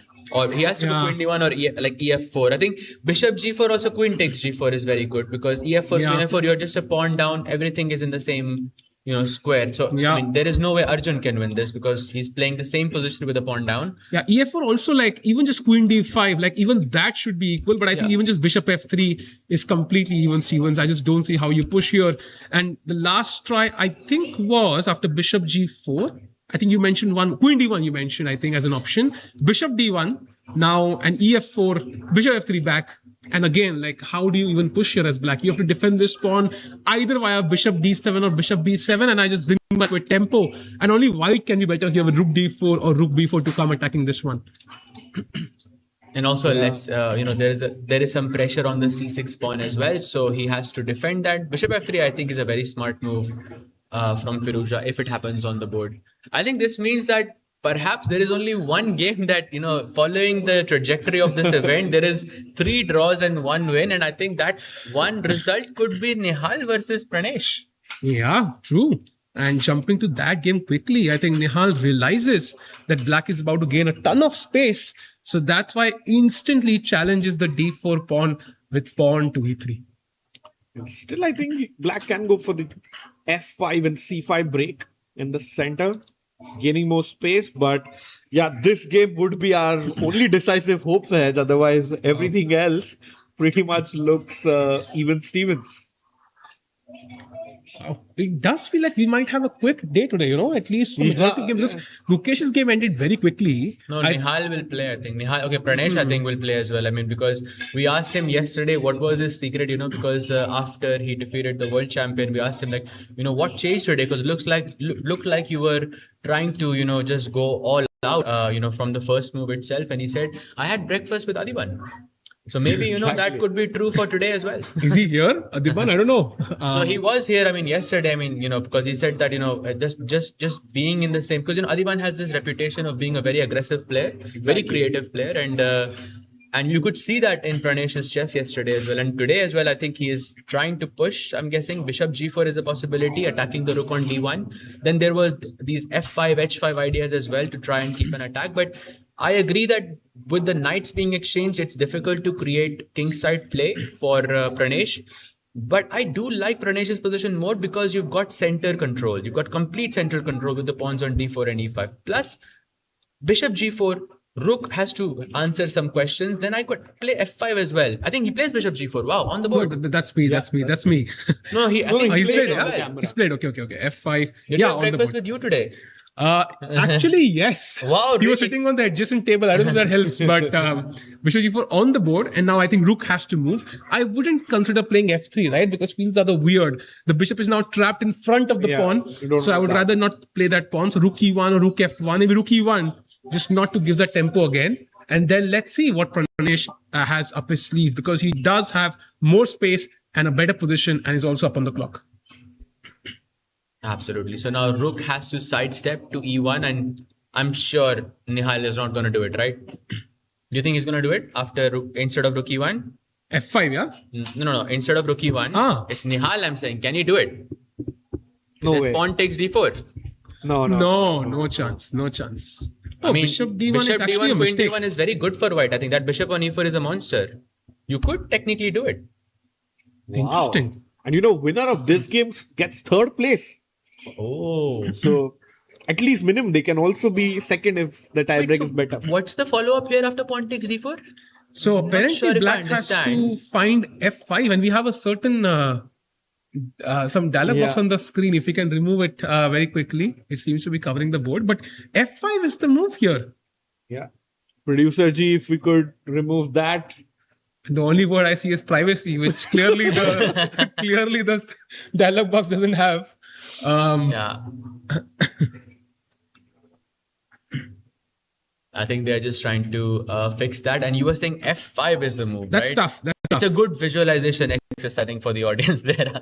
But I think bishop G2, I will just try to defend my bishop. You take on D1, I guess. Queen takes D1. And E4. That makes sense because you close the center. E4. I get some time to develop very quickly. E4 is very clever, yes. I was thinking, because if you go pawn takes D4, I would not believe that having the pawn on F7 is, well, better than having a pawn on F5. That looks like a very bad position for black. Yeah, I think this is collapsing for black actually. So going back, I think it's possible. Sahaj, I think you've been looking for that rook sacrifice all day yesterday. I think today it could happen if Nihal Sarin Queen wants. sacrifice also happened, in that game of Hans as well. Yeah. So I've been searching for that really crazy sacrifice all around, and I think this could be it. Pawn takes D4, F5 you said. Any other possibility for Nihal after F5 side? I mean, F3 is a move, but I don't want to play it in a million years because black would just drop this back. Golden pawn. Yeah, and then suddenly, this bishop is kind of trapped, yeah? F5 is incoming. I have to now again play F4, and while I do like moving the F pawn, maybe here I'm going to side with Sahaj. I'm not going to push it around. No. So Rook E1 I think makes the most sense to me, but I do like E takes D4 as well. Let's see how Nihal Sarin does this. He has 53 minutes now. Wow. Yeah, I took a slight peek here. Firstly, bishop G2 is not that bad. Like after ED4 F5, bishop G2, bishop takes rook, queen takes bishop, pawn to E4, and okay, bishop E3, you can play this. It's not really very clear. No, that must be... Oh, it's working, yeah? Yeah. But your king is still in the center. It looks like white should have some play in this position. I don't like the pawn on E4, of course. Let's try for something crazy. Let's play G4. Oh, wow. So if you go pawn takes G4, bishop E4, and okay, now I think I can... How bad is this actually? I'm curious. Pretty bad. Pretty bad. I think Okay. Those light squares, I think is... I like this. done. G6, now bishop G7 and castle is my But plan. my idea was pawn takes F5, and then if you go pawn takes F5, then it gives me queen H5 check ideas. And if you go queen takes F5, I'm guessing that's what you're going for. Your king is still in the That's center. also not great. Yeah, and G5, there's queen H5 check and queen F7. I mean, your king is not safe. The black king cannot really castle anywhere. I mean, yes, my king is not safe either. Yeah, because now I can play rook G8 actually, and I'm not sure who's attacking. How the tables have turned. F4, F3 is incoming, yeah? So this could be dangerous for both sides actually. Yeah, true. So maybe he shouldn't do it. Yeah, he shouldn't sacrifice his exchange. Apparently your idea is very, but you have to find C5, which is a weird move to play in this position actually. And the idea is bishop F1 and bishop C4. Stopping the black king from castling. Wow. Yeah, basically using prophylaxis here. If black goes bishop to E7, let's Bishop go bishop F1, F1, short castles. castle, bishop C4 check, I guess. King H8 And okay, we can play this, right? yeah, we can actually. Some potential. The bishops are very, very strong. Not really sure who's... I mean, yes, it looks like black has, the exchange, but white has way more active pieces, especially that bishop on C4 is a monster. And also a passed pawn. Like I could play D5, take, and the C pawn also runs very quickly actually. Yeah, and you look at Nihal, he's actually maybe thinking all of those variations in his mind. And does he take the risk though? Like he doesn't need to. He's at a good 50%. And he's not in a must-win situation, but these ideas are very interesting and would definitely cross his mind. Would love to see it though, because all the three games don't promise that much excitement. Jumping back to the least exciting right now, we have a couple of moves. After bishop takes d4, Arjun does find the best capture there. Queen takes d1. But now after bishop takes d1, it does seem like the position is very, very, very close to equality. And it would take a borderline miracle for Arjun to win this game from here, and Firouzja slowly but surely moving towards first place at the 2026 Quantbox Chennai Grand Masters. This just shows, Sai, that how important was yesterday's result. Arjun was toe-to-toe until yesterday with Firouzja, but that one rook trade blunder against Nihal Sarin, which brought him to second place, and now that blunder is going to cost him the title of the Quantbox Chennai GM 2026. Agreed. It's just one loss. Yeah, you cannot. If you want to win an event, you want to finish first, you cannot afford a loss. And just one loss. Arjun played so well, but yesterday that game is going to cost him the title potentially. Otherwise, this would have been equal score, right? And and a draw would have automatically triggered a tiebreak. 3+, which we would have loved. Oh, we would love to see tie breaks. Like 3+2, 2 games would be intense. Maybe Nodirbek somehow pulls it off, but as of now, looking very unlikely. Yeah, I think this is just a draw. I think this will head into a very, very quick draw. I think the only game that I see lasting maybe more than an hour is maybe Nihal versus Pranesh, provided that, Nihal tries to sacrifice the exchange and, goes into some complications there. But I think that is the game. But that's a match for third place, correct? Maybe, I mean, that's I think motivation enough to, try and push from both sides. But here, very unlikely. Looks like Firouzja is going to draw, and I think Arjun will be second in this scenario. Yeah. So, by the way, we have a move from Firouzja. And it is, let's see what it is. I think bishop d1 would be the move, d1, of course. f4, and then I think bishop f3 is what we expect. And yeah, I think it will be handshakes very, very soon. So, by the way, I think we are very close to our first break of the day. Just want to get a quick roundup from both you guys. I think Gukesh has finished his game. That's a very quick draw. Next, we have Andrekin versus Nodirbek. This is the current position. Your predictions ahead. Your prediction, Rakesh. I think a nice quick draw here as well.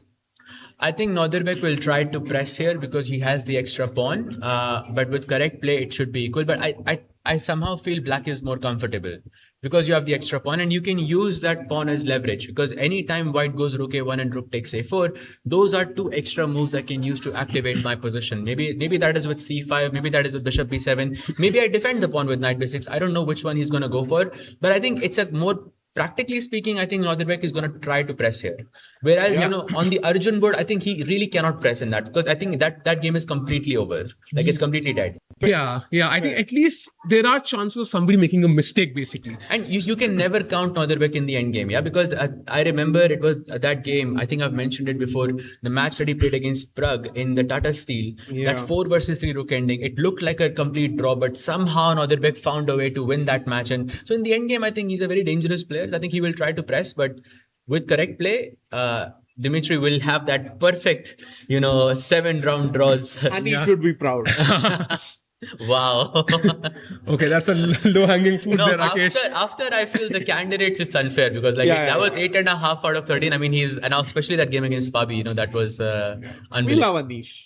Yeah, absolutely. By the way, f4 played by Andrekin, so he's maintained a very strong pawn chain on the dark square, so looking like an imbalanced position, but close to equality. Then, of course, we have... just to point out, if Nodirbek wins, he actually triggers a rematch from just 2 weeks ago, where at GCT Zagreb, Alireza was leading throughout.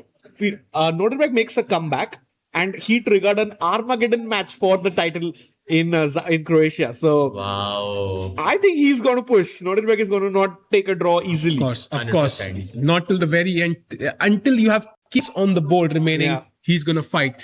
Next game is Nihal versus Pranesh, and this is the one where we're expecting a long game, some exciting chess. As Sahesh pointed out, an exchange sacrifice is also possible, or even just rook e1, right? Maintains dynamism, gives black the initiative. So let's see how this game turns out. I think this is the game that will give us the result.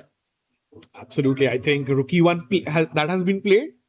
Not yet. Not yet. But I was thinking rook e1, f5, bishop b4. You're getting a lot of your pieces out with a tempo on the board. So it looks slightly more comfortable for Pranesh. But the moment he sacrifices the exchange, I think Nihal would have to Pranesh would have to make a lot of accurate moves, a lot of top moves in order to not be in trouble. So it could go either ways. But yes, I think a result is most likely in this game. Yeah. And finally, Firuzja versus Arjun, the game where Arjun is looking for a win, but right now looking tough. I mean, he's going to fight. We know what a fighter Arjun Erigesi is, yeah? But as of now, Firuzja should be quite happy with what he has. It's an even position, a couple of double pawns, but doesn't matter as much.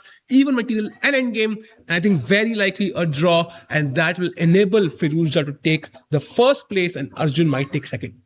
Yeah, and unless Nodirbek wins, it's going to be Alireza's tournament to win. So if not wins, it's going to be a tiebreak. No matter, we don't see other tiebreaks.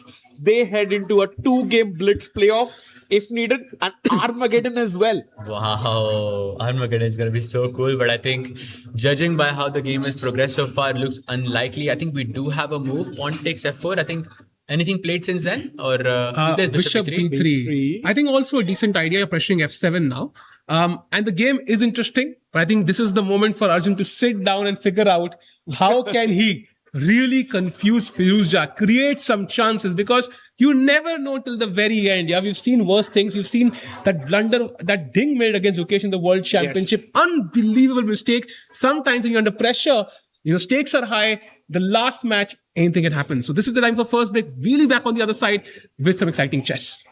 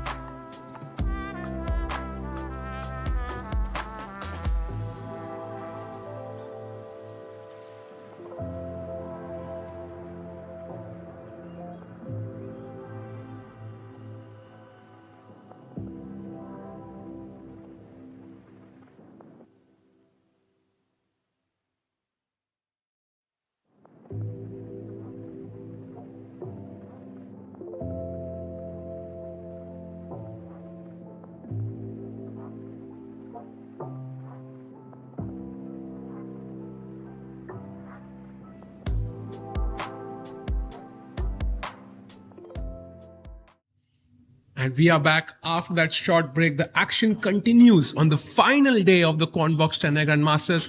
And I have two co-hosts with me, Sahaj and Avinu. Welcome to the broadcast. कैसा लग रहा है यहाँ पे? अरे बढ़िया बढ़िया बहुत मजा आ रहा है भाई. And now we have the live position. I think we're going to quickly check out the position there. We have a few moves there, Sahaj. I think Bishop F5 was played in the Arjun game. Rook D1, Rook D8, Rook D4 was played. And he is tempting black to taking on D4, but Arjun does take C takes D4, King F8, and it feels like we have a bunch of simplifications. We have a target, black has a target on D4, white has a target on C6. Slowly but surely, I think this might simplify into a draw, yeah?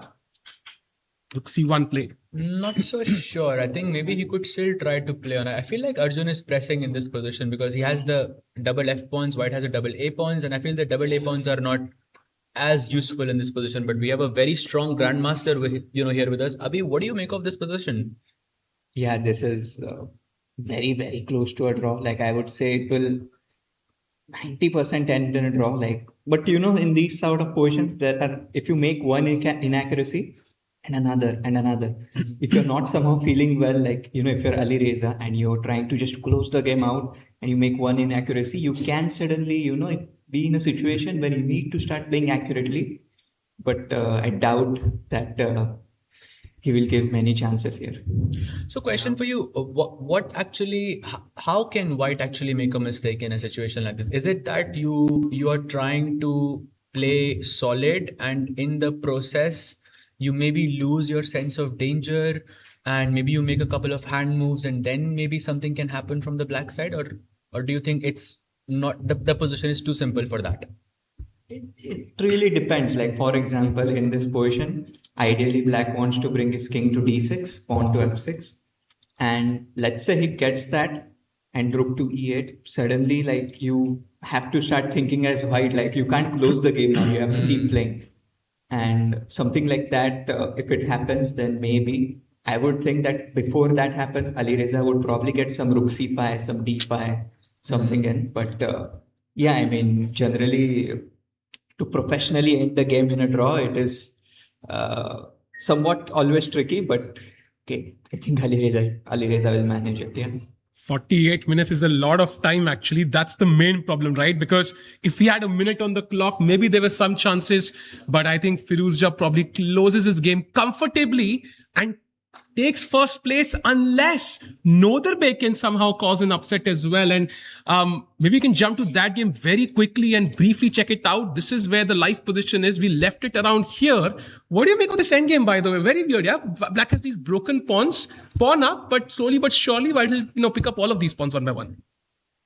That's I think we have a couple of moves after this. King e7, F4 was played, A5, Rook b1, and then I think he offered a trade of bishops there. Takes, and white goes King d2. Now, my question is, who is pressing here actually? Because it looked like Nodirbek was trying, I mean, he has to play for a win here, but it feels more comfortable for white here, Abhi. Maybe it's the question is who is pretending to press here. So who is pretending to press here? I feel like, okay, white should be pretending at least, but it's actually a bit trickier than it looks maybe because black is not able to get c pi in, and in general, considering the tournament situation, maybe Nodirbek doesn't want to get this in very soon, but he wants to somehow keep the game going and, create as many things. Nodirbek is the sort of player who would think of moves like F5 here. And just, I don't know why, but like something weird, just to complicate things. And from Andrekin's perspective, do you think that he is okay? I mean, he has had all draws so far. I think he has maintained, I mean, he's been quite solid in this event. And do you think in this position, considering the tournament situation, does he try to also press here or pretend to press? Or do you think for him, a draw is a fine result? It will be a fine result, but okay, his games were very interesting. Like yesterday's game with Hans was very, very interesting. Yeah, 100%. Many points. So, but yeah, here also, I mean, white is obviously on the top of things, but we just don't know by how much. Okay, he will play some rook b7 and, get this rook in. If knight on d7 moves, you get knight c5. This knight d6, it is sort of like a move which seems very good at first, but then you don't know what to do with this knight exactly. Yeah. So I feel knight should remain on e4 for now. Yep, threat is better than execution. I think this is a good example of that because you want the threat of knight d6, you want the threat of knight c5. And on top of that, I think Avi gave me a very good idea that after rook b7, rook takes d7 check is also a very big threat in the position. Not that Nodirbek is going to fall into that, but it's nice to, have, moves like that in your hand. So maybe we can conclude that it looks equalish, both of them pretending to press. And I think most likely the game is going to end in a draw here. Wow, Would that be accurate? Yeah, sure. It's a good description. Talking about draws, there's one game which is still not sure to be a draw. That's the game of Nihal Sarin versus Pranesh. Pranesh coming off that huge win against Gukesh. And now we have a bishop endgame, rook bishop endgame. What do you make of this one though? It feels like black has more space, has a more comfortable position. Oh yeah, I'm very impressed with Pranesh, especially the way he played in this opening. And yeah, you're just okay. I think you can probably go bishop d5, I'm guessing. And yeah, I mean, white wants like b3, bishop b2, but for now his e3 pawn is attacked. But maybe he gets it anyways, like king f2, b3, bishop b2 here. Yeah, I don't know. Maybe there is some accurate way for black to play here, yeah? Possibly. And would you say this trade is favorable for white or black though, if black just takes on f1?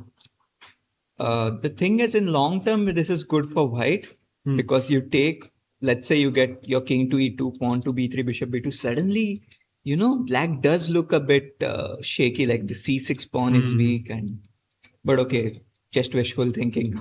And I think you were saying bishop d5 as a possibility, which is, of course, trying to connect that isolated pawn because that bishop on d5 holds the c6 pawn and also keeps some pressure on the queen side as well. So it's a more human move to go bishop d5, but bishop f1 also possible. But again, this feels like equalish. Yeah, all games I think leading towards a peaceful draw. Yes, I don't know about peaceful, but for now it does seem so. And talking about peaceful draws, how peaceful was this one for you? Because I think bishop h6 was a surprise for all of us. And when you look at it first glance, it shows as a blunder. But there seemed to be enough, complexity there for hands to not being able to find the best variation. Were you surprised by seeing that move? When I was watching the game without engine, I thought, okay, what a smooth game. But yeah, bishop c3 is,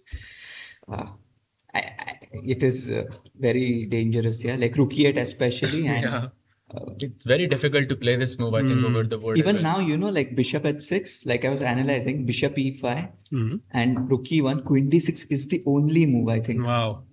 So if you go rook takes c5, then you want to capture back with the queen and keep that g3 square control. Exactly. Otherwise, white is just better winning here. So, wow. It was a tough decision. But what do you make of, of course, we understand, Gukesh had 2 losses back to back. And of course, one of them was against Arjun and the other one against Nihal. Both times he had a winning position. So we understand that it's not maybe the best mental space for the world champion. But barring that, do you think in this position, b takes c3 could be played and he could carry on with the position? Or is it too risky to play on in a situation like that? I don't think he probably thought that the risk reward ratio is very skewed here for him. Like I can just think of moves like knight e4 and like, okay, I don't know if it's a good move, and f3 queen d6. We were looking at bishop takes, pawn takes, and rook e1, rook e3, rook g3. It goes into some long rook endgame, which is indeed equal. But I felt like there is some merit, and I since bishop h6 was played, I was guessing that this must be the world championship, world champion preparation there, from the white side, and possible to play, but looks risky anyways. For sure, but again, maybe he was mentally prepared to just close this game out already. So that makes sense. So I think that ended in let's say a peaceful draw. Yep, he stays above 2700. By the way, psychologically a big deal, right? Because he plays the Olympiad. If he had a rating of 2697, that's quite different to 2702, I feel, psychologically. So a draw, maybe at least getting half a point on the scoreboard, stopping the bleeding, right? After 2 losses in a row, maybe a fair decision by the world champion, of course. And now jumping back to the game of Firuzja versus Arjun. So rook c1, as you mentioned, rook c5 on the board. And now black simply plays g6, defends the bishop.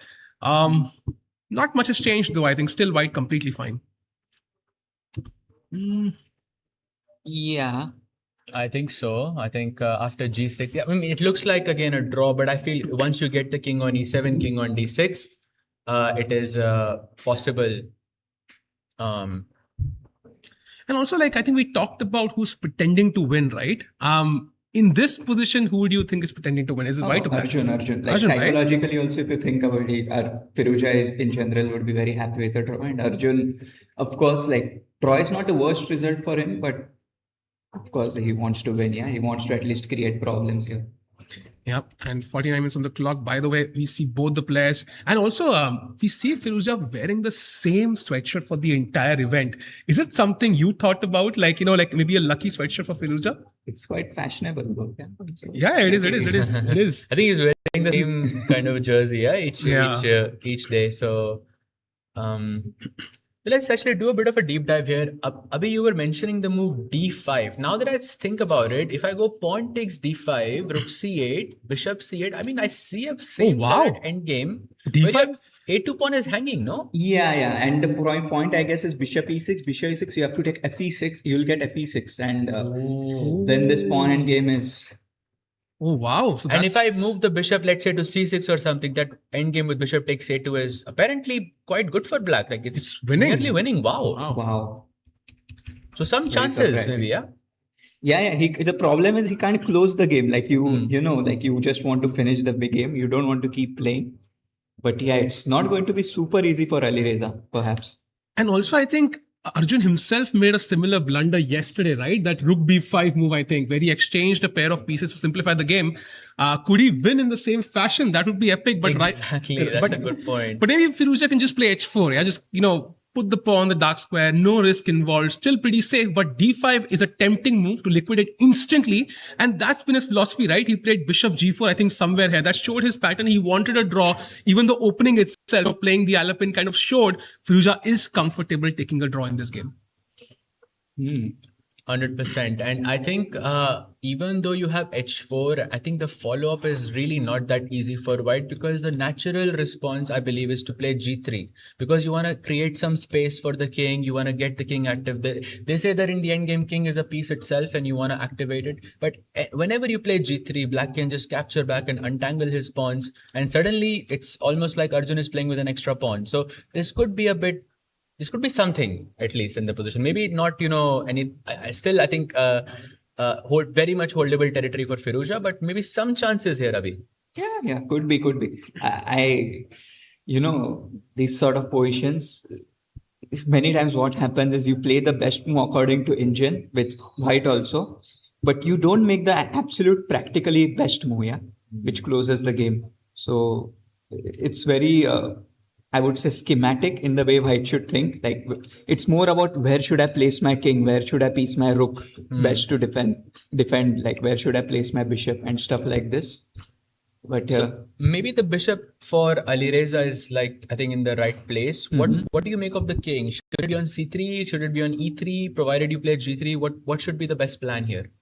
I would guess it would be best on D2 or C3 and rook probably on A5.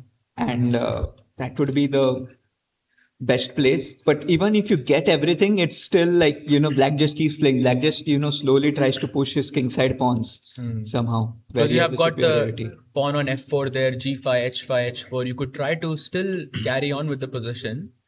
Yeah, but it is precious little, Yeah, for sure. I think you did something similar in the last year's challenges section in round 1, I believe, or it was round 2. It was maybe not the same endgame, but I think the idea was to try and, keep pressing towards the very end. I think it was you playing against Harika, was it? If I'm not mistaken. But it was a different position, but I feel like you just kept on playing, and it was like I think that was the idea to try and press, and it looked like for a very long time there was nothing in the position, and suddenly there was something in the position. For sure, that's Magnus Carlsen school of chess. So hopefully, Arjun can channel that inner Magnus, in this game. So far he's played G6, very Magnus type move there. And also I want to ask you, Abhinyo, about this tournament in general. What's been the most surprising thing you've noticed? Like something you did not expect?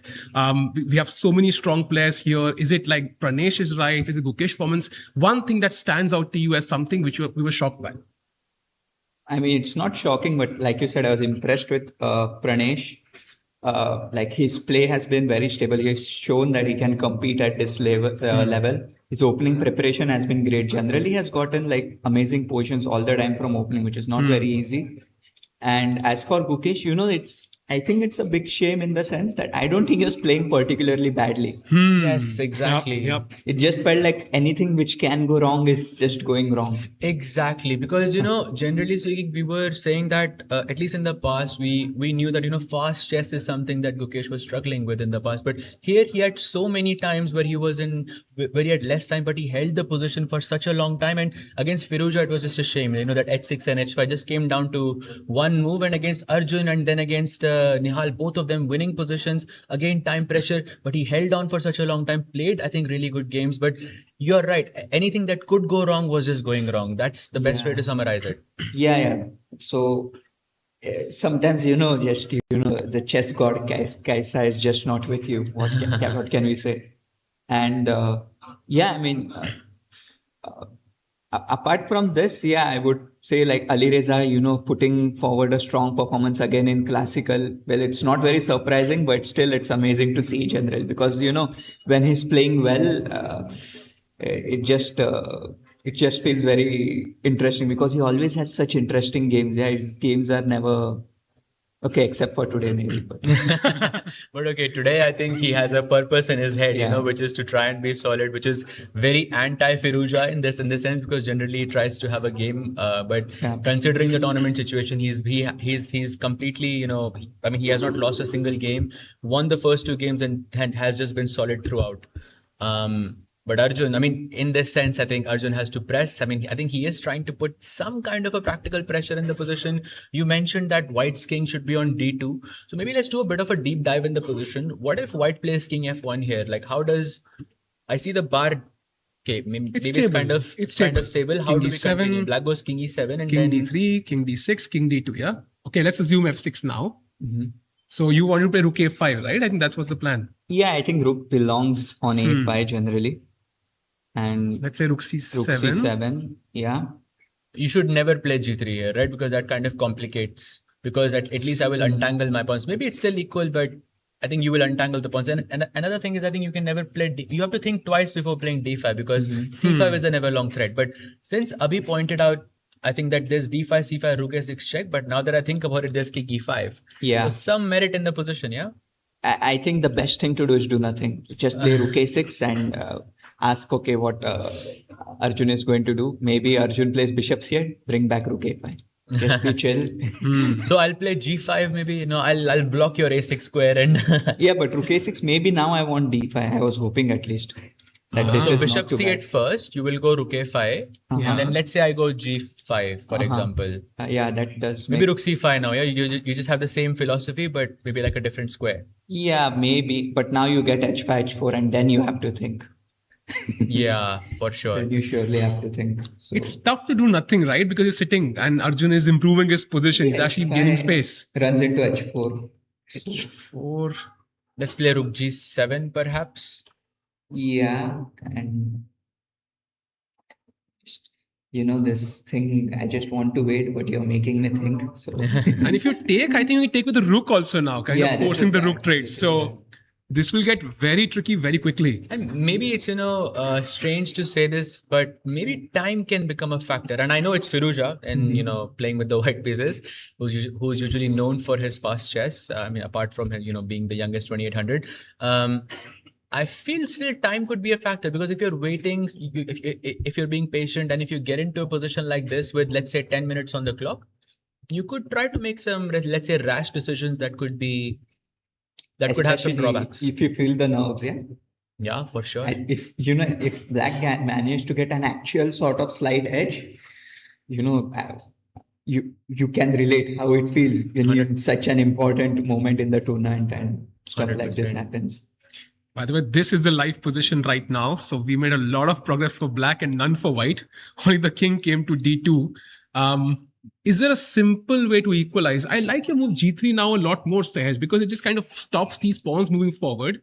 And my king can simply sit on E3. Is that a plan you will consider again? Just pawn to G3. I know we get rid of Black's double pawns, but while in control, yeah? He's okay. Maybe Abhimanyu can answer this question better because he understands. I mean, but I feel this is after you play something like G3, you are just basically saying I'm playing for a draw. I mean, you are saying that at least even right now, but By the way, for some reason, it's impossible for White to win this. F3 is the recommendation. Okay, that makes it a lot more complicated. Wow. I didn't even consider this. Yeah, exactly. And Can I play D5 or there's Rook E8. There's back rank ideas, yeah. wow. Yes. Okay, this is how you lose. So I And found Rook a way. C1 C5. So D5 Rook E8, Rook Let's say C1 F3, C5, D5, Rook E8, Rook Rook C1 and C5. C5. Wow. That's something. That's a lot actually, just in 4 moves. So what if you play H4 just to be, after I'll C5? still give you the C5 pawn maybe. Like check, Rook F1 will be there and you don't have Rook C2. That's a good point. Yeah. So maybe like Rook E2 or something. Okay, he's going for the H pawn. He Okay, we plays have a H4. move. I think that's maybe a pretty decent move. Doesn't feel like he's giving any concession here to Arjun. But now easy move next. I mean, you can just play King E7, I guess. That makes a lot of Yeah. sense. But I guess you Rook E5 check. So maybe F6 first, yeah? Just to. So yes, yes. okay. That's a good point. That's a good point. I mean, you can come Rook E5, King F6, but But I want to go to D6. exactly. So Maybe repeat the position once. I don't know, King F8, Rook C5, or not Rook B5. I don't think he will play Rook C5. I think maybe he goes Rook A5 there. Yeah, true. In that sense, maybe slightly improves the position there. But I think with the move H4, Alireza is saying that he doesn't want to play G3 because it's hard to play F G3 in the position. You always want to make. Maybe in this position, maybe it's still the same thing. But I don't know. I feel G3 is more and more. It's becoming more and more unlikely. it's a very instructive move, maybe H4, because it's basically prophylactic because black wants that G5 H4 H5 H4 plan, and basically you're saying that okay, if you do get G5, I'm going to exchange one pair of pawns, which is of course good for defense. Yeah. Of course, that's a great point, I think. But at the same time, I feel maybe in some dream scenario, what if I get F6 G5 and maybe I provoke you to take on G5 and then I can untangle my pawns FG5. I know this is like I'm living in a fairy tale here, but it's possible perhaps. F6. Also, by the way, once you play F6, there is no bishop E6 anymore possible. So white can actually just play D5. So that's another problem, right? So so you mean I cannot capture everything and play bishop E6 in the yes. But that endgame still feels difficult because let's say if I take on D5.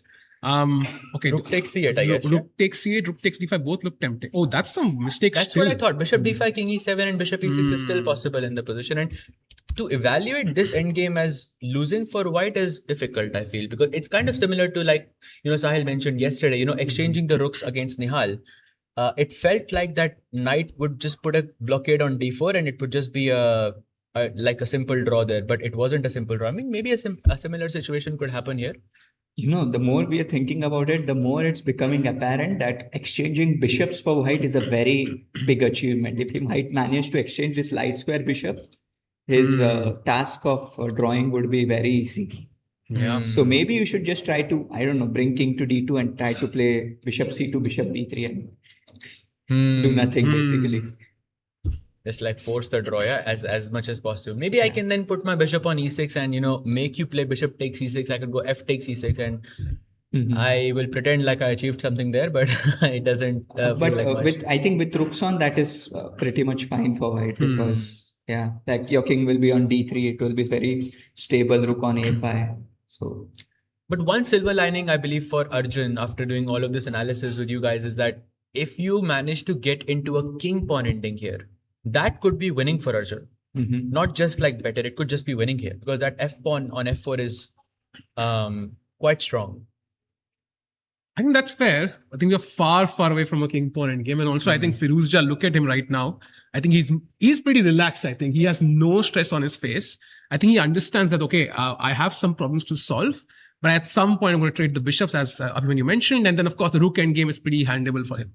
So for now, I think Arjun may be the one pushing. But for now, Firuzja in control and likely to hold a draw and get first place unless Nodirbek can create some chances. He's put every single piece he has behind that pass pawns ahead. So I heard rook behind pass pawns, never heard rook behind two rooks behind double pawns. But I feel if he just leaves the pawn on A4, the rooks are maybe not that active in this position. Can I play rook b7 or? Rook b7, rook a7 maybe, yeah? I don't know which one, but let's say rook a7. And that's just a trade of rooks. So... Rook b1, perhaps? Okay, rook b1. Oh, already I think the bar is not liking this. Perhaps a3 is there, rook takes b7 and a3 is also possible. Yeah, this is a nice distraction. Yeah, it's going to waste enough time. Let's say takes, rook a1 back.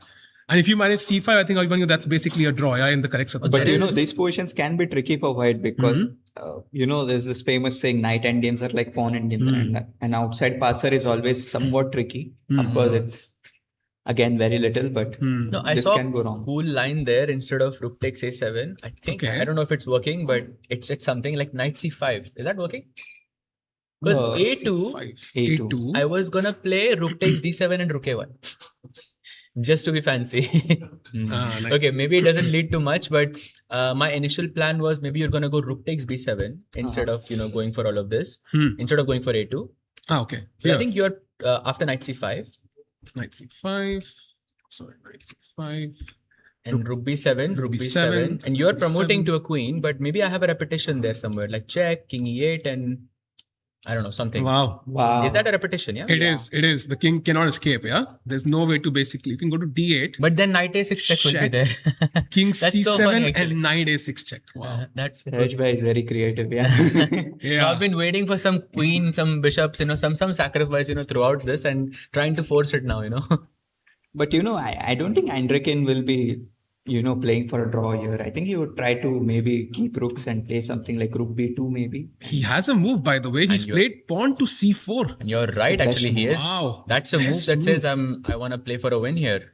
So now, also, anytime black gets c5, white has d5. And that pawn will be a monster.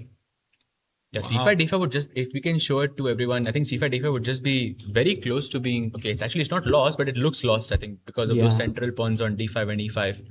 And that knight on e4 is also sitting like a monster. So some problems there for Abdusattorov.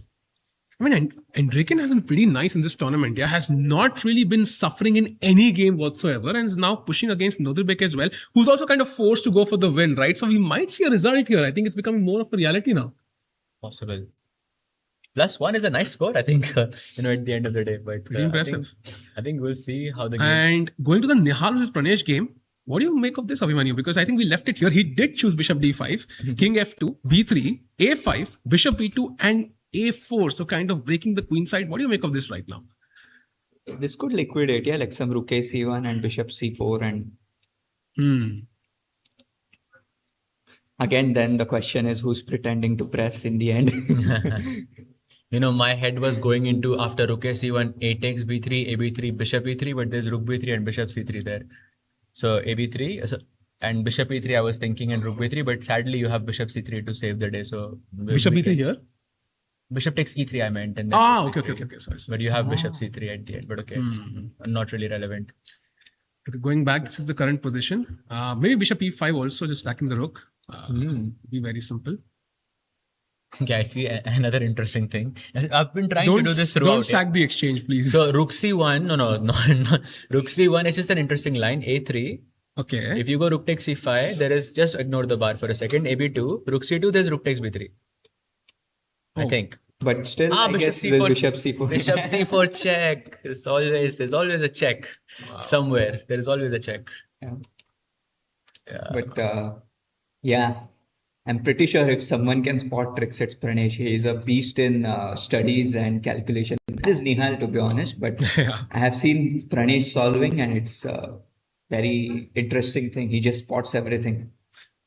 And it's a good question overall. Like who can calculate faster? I mean, we both know when it comes to calculation, they're both, I think, 10 on 10. But when it comes to faster calculation, I think there can be a debate at least, because I think Pranesh is also extremely fast. For sure. And he's fast and very tricky in a very weird sense. Like he'll spot things which others won't. But Nihal, of course, I don't know how much I've lost to him online. It's probably the number is extremely lopsided, and it's always something like this. You get to a position similar to this, and he pulls off some wild swindle. Yeah, that 15-0 streak against Firouzja by Nihal was insane. Yeah, I mean, even he couldn't believe it at that point. So, and both of these players, by the way, will be playing the EWC. Wow. So, who's the sharper and the fastest player? We'll get to know there as well. And meanwhile, I think Nihal, I mean, behind on the clock, but this is more than sufficient time, yeah, to I think hold this game maybe. Yeah, so 3, I think, healthy draws with some, I mean, and it feels like black was, oh, actually, Nodirbek has played c5 in that position. So what we were discussing Wow. has actually happened. Wait, d5 is giving some concession to white, right? This is not Nodirbek playing anymore. I'm guessing he wanted rook b6, rook b4 or something, because otherwise I don't know how to think of this. Yeah, like, but rook b6, and some d6 check and king c3. This looks already very... Oh, and this is actually surprisingly equal, which makes no sense. But can I just go knight c5 and knight a4, or is that really no, not here? After check first, yeah. Check first, check, and then I let's say king d7 or king d8, because this comes with check now. But you want your king on c6. Okay, takes king c6, and now knight a4. Okay, tough to play this for a win, yeah. When you have a knight protected a4, knight is on b6, no? I thought the rook was on a1 this whole time. Sorry, my bad. Yeah, so I think he's playing for the win. Yeah, he's getting complications there, but. It's a very interesting choice, yeah, because he wants rook b6 and rook on b4. That rook on b4 will be very annoying to deal with for white. So can you play a3? Like, this is the engine's recommendation. Distract the rook and then maybe go for your idea somehow. Maybe, but I really feel he wants rook b6. I have a feeling, but a3 also looks very interesting. Of course, probably white plays something like king c3 here. And a4 perhaps? A4. And passed pawns must be pushed, I guess. And I want to eat your passed pawns now, like rook a1. Rook a1, but now rook b6 maybe, yeah? Rook a1, rook b8, let's rook do, b8, just to keep the rook on a6. I feel like the rook on a6 has more value. I'm not sure why, but... Yeah, and you take rook a3 and... Like, let's go rook b6 as well. You want to go Let's just sack everything. That's the, wow, theme of the day. Yeah, something, possible. Yeah. But again, I think Alireza is fighting for a draw here. I don't imagine he can win this. Like, I can see a draw. Like let's say rook h a1 and like rook b3 check, rook b3, king c2, rook b4, king c3, and knight b6. Oh my god, I missed knight. Also this pawn takes d5 and the knight on e5. There's some like I missed like 4 tactics in one. But yeah. Okay, let's give a check once. Yeah, let's just seal this for once. But oh my god, so there are mistakes from both sides that to be made. No? This game is not just over completely. I think Nodirbek played this c5 just to try and complicate matters, and he's hoping for some kind of a mistake from the white side, and there is no other way that he could have done this. And I think very nice practical try. Can we have the camera also for Nodirbek? We'd love to see, how his body language looks. He looks very confident. But the chances, of course, slim still. And Reckon really has made no major mistakes this entire event. So let's see if Nodirbek can create chances out of thin air. So Sehaj and Abhimanyu, I think any predictions for the number of results we get today, or are we seeing 4 draws? We had a couple of very exciting days, but maybe 4 draws are possible today. I think there will be 1 result and 3 draws. And just like how the tournament has gone, yeah? Every day 3 results and 1 draw, basically. And which one do you think that is? I hope it's Arjun, Firouzja Arjun, of course, Alireza Arjun, but I think this game could also have a result, and because Nodirbek is clearly aiming for a lot.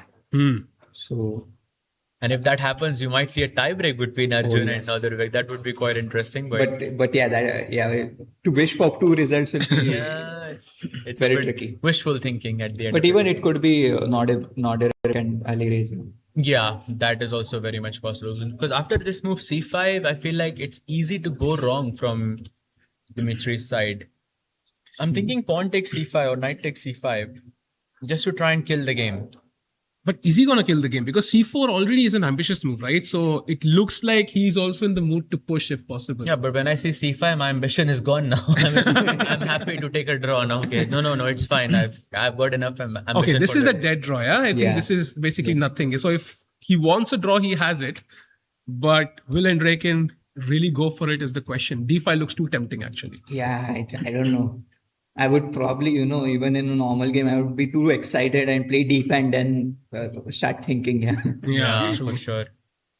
By the way, we also have the Olympiad coming up very, very soon. I think 4-5 Indian players, 3 of them here battling in this tournament. What do you make of India's chances there this time? I do think it will be trickier than 2024. The teams, Uzbekistan team has gotten stronger, and other teams are like China will be strong. Oh, look at that. D5 is played. Let's go. But yeah, Abhimanyu, please carry on. I think just got excited because I think the position became extremely complicated here. Nodirbek played F6, oh my by God, the way. F6. What? Wow. Yeah, you were right. You said Nodirbek will play something like F5 or F6, and that's on the board. Wow. Yeah, he's thinking of things like this. Yeah, he always wants to create chances in any way. And so yeah, very you were interesting. saying that about the Olympiad, the Uzbek team has gotten a lot stronger. I believe it's also because of Madaminov, who just won Uz Chess. Yeah, recently. he's strong. Of course, Sindara is. Of course, has we're moved mentioning, to another level as well. And yeah, it will be tricky. But okay, that being said, we have an amazing squad. Like even, like Nihal has played, I feel, very well in the last 2 years. So we will have like, I would say, pretty decent chances. But again, it's about that day and how players are feeling then and so on. But and in women's group also, I think we have very good chances. Like for sure. I hope Humpy plays this time and we can see her in action. Yeah, sure. She did not play last time. And also, who do you see as, you mentioned Uzbekistan. Any other teams do you see as, very strong competition for us, I think, in the Olympiad?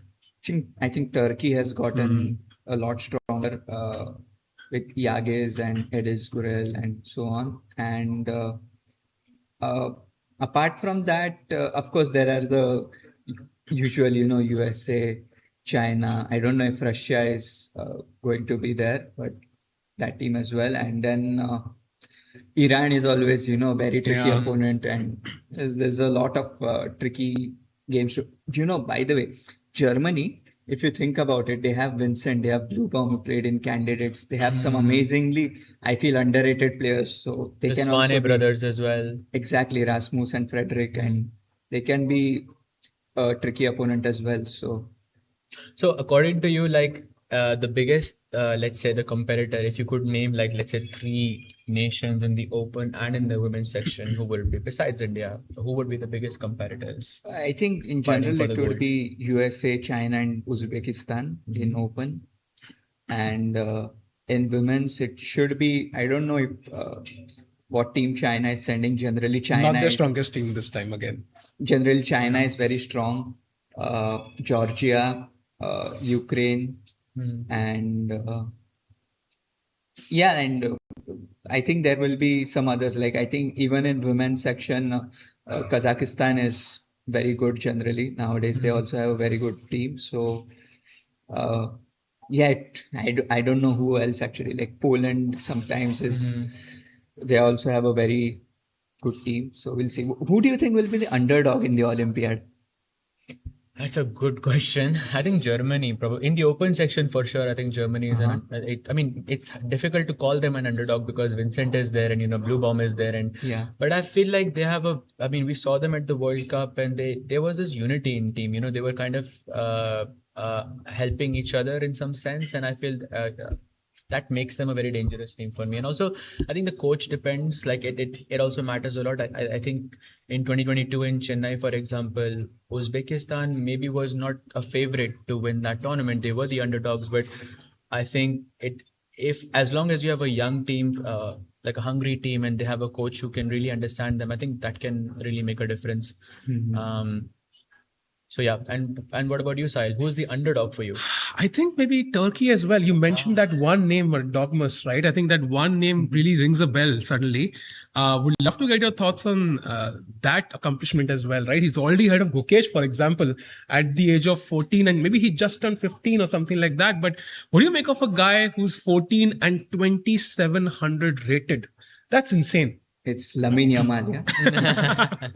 Lamine Yamal. Yeah. But yeah, it's just, I think, unheard of, like reaching those levels at such a young age. I mean, even I don't know if anyone has. Nobody has achieved- before. Yeah. Maybe only Fisher could have been close in terms of this, like reaching that ranking at that age. But I think the record was before this held by Wei, who did it at the age of 16, I think. So 2 years was the difference.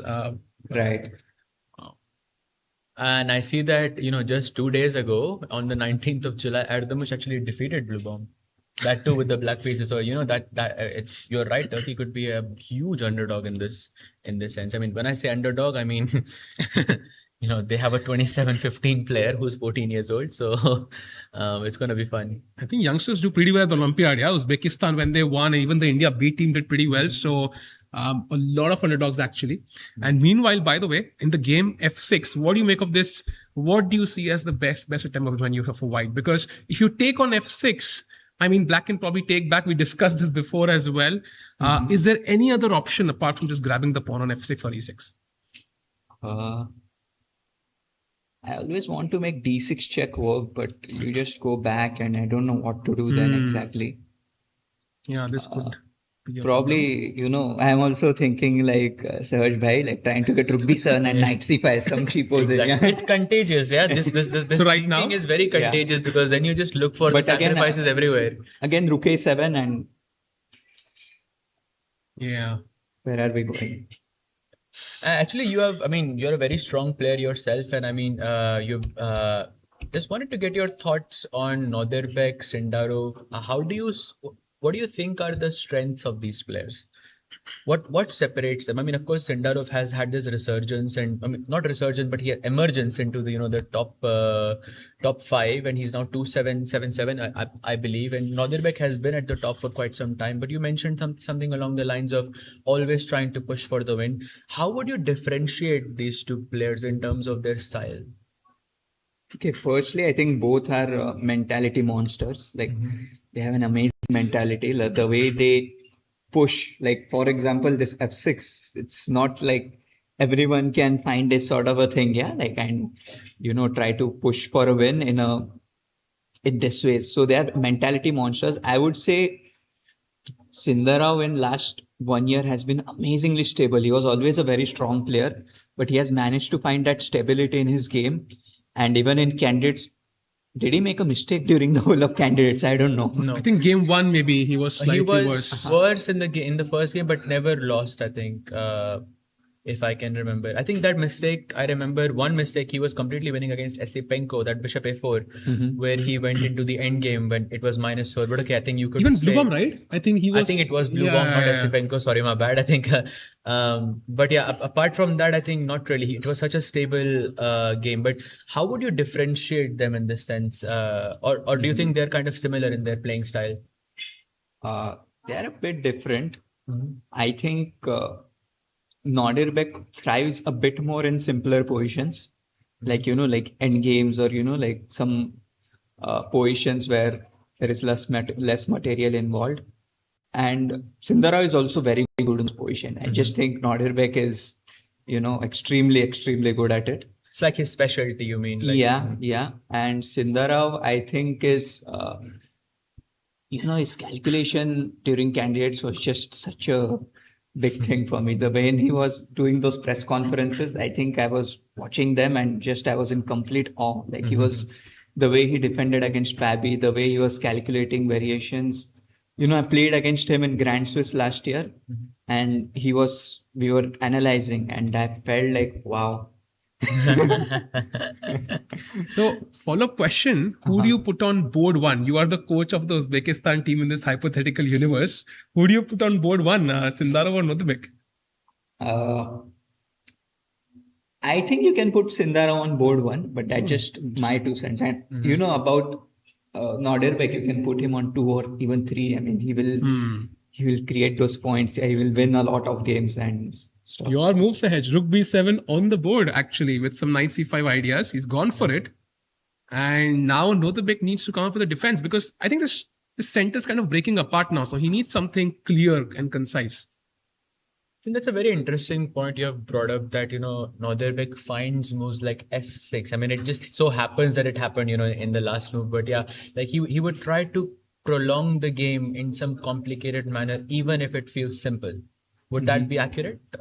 Yeah, for sure. And Sindarov, in this sense, is more, let's say, dynamic and keeps more pieces on the board, likes to keep more pieces on the board, and thrives in those complicated positions. He does, but I think we are talking of like 19-20 here. Both are amazing in both. That's a all nice way to positions, summarize but it. Yeah.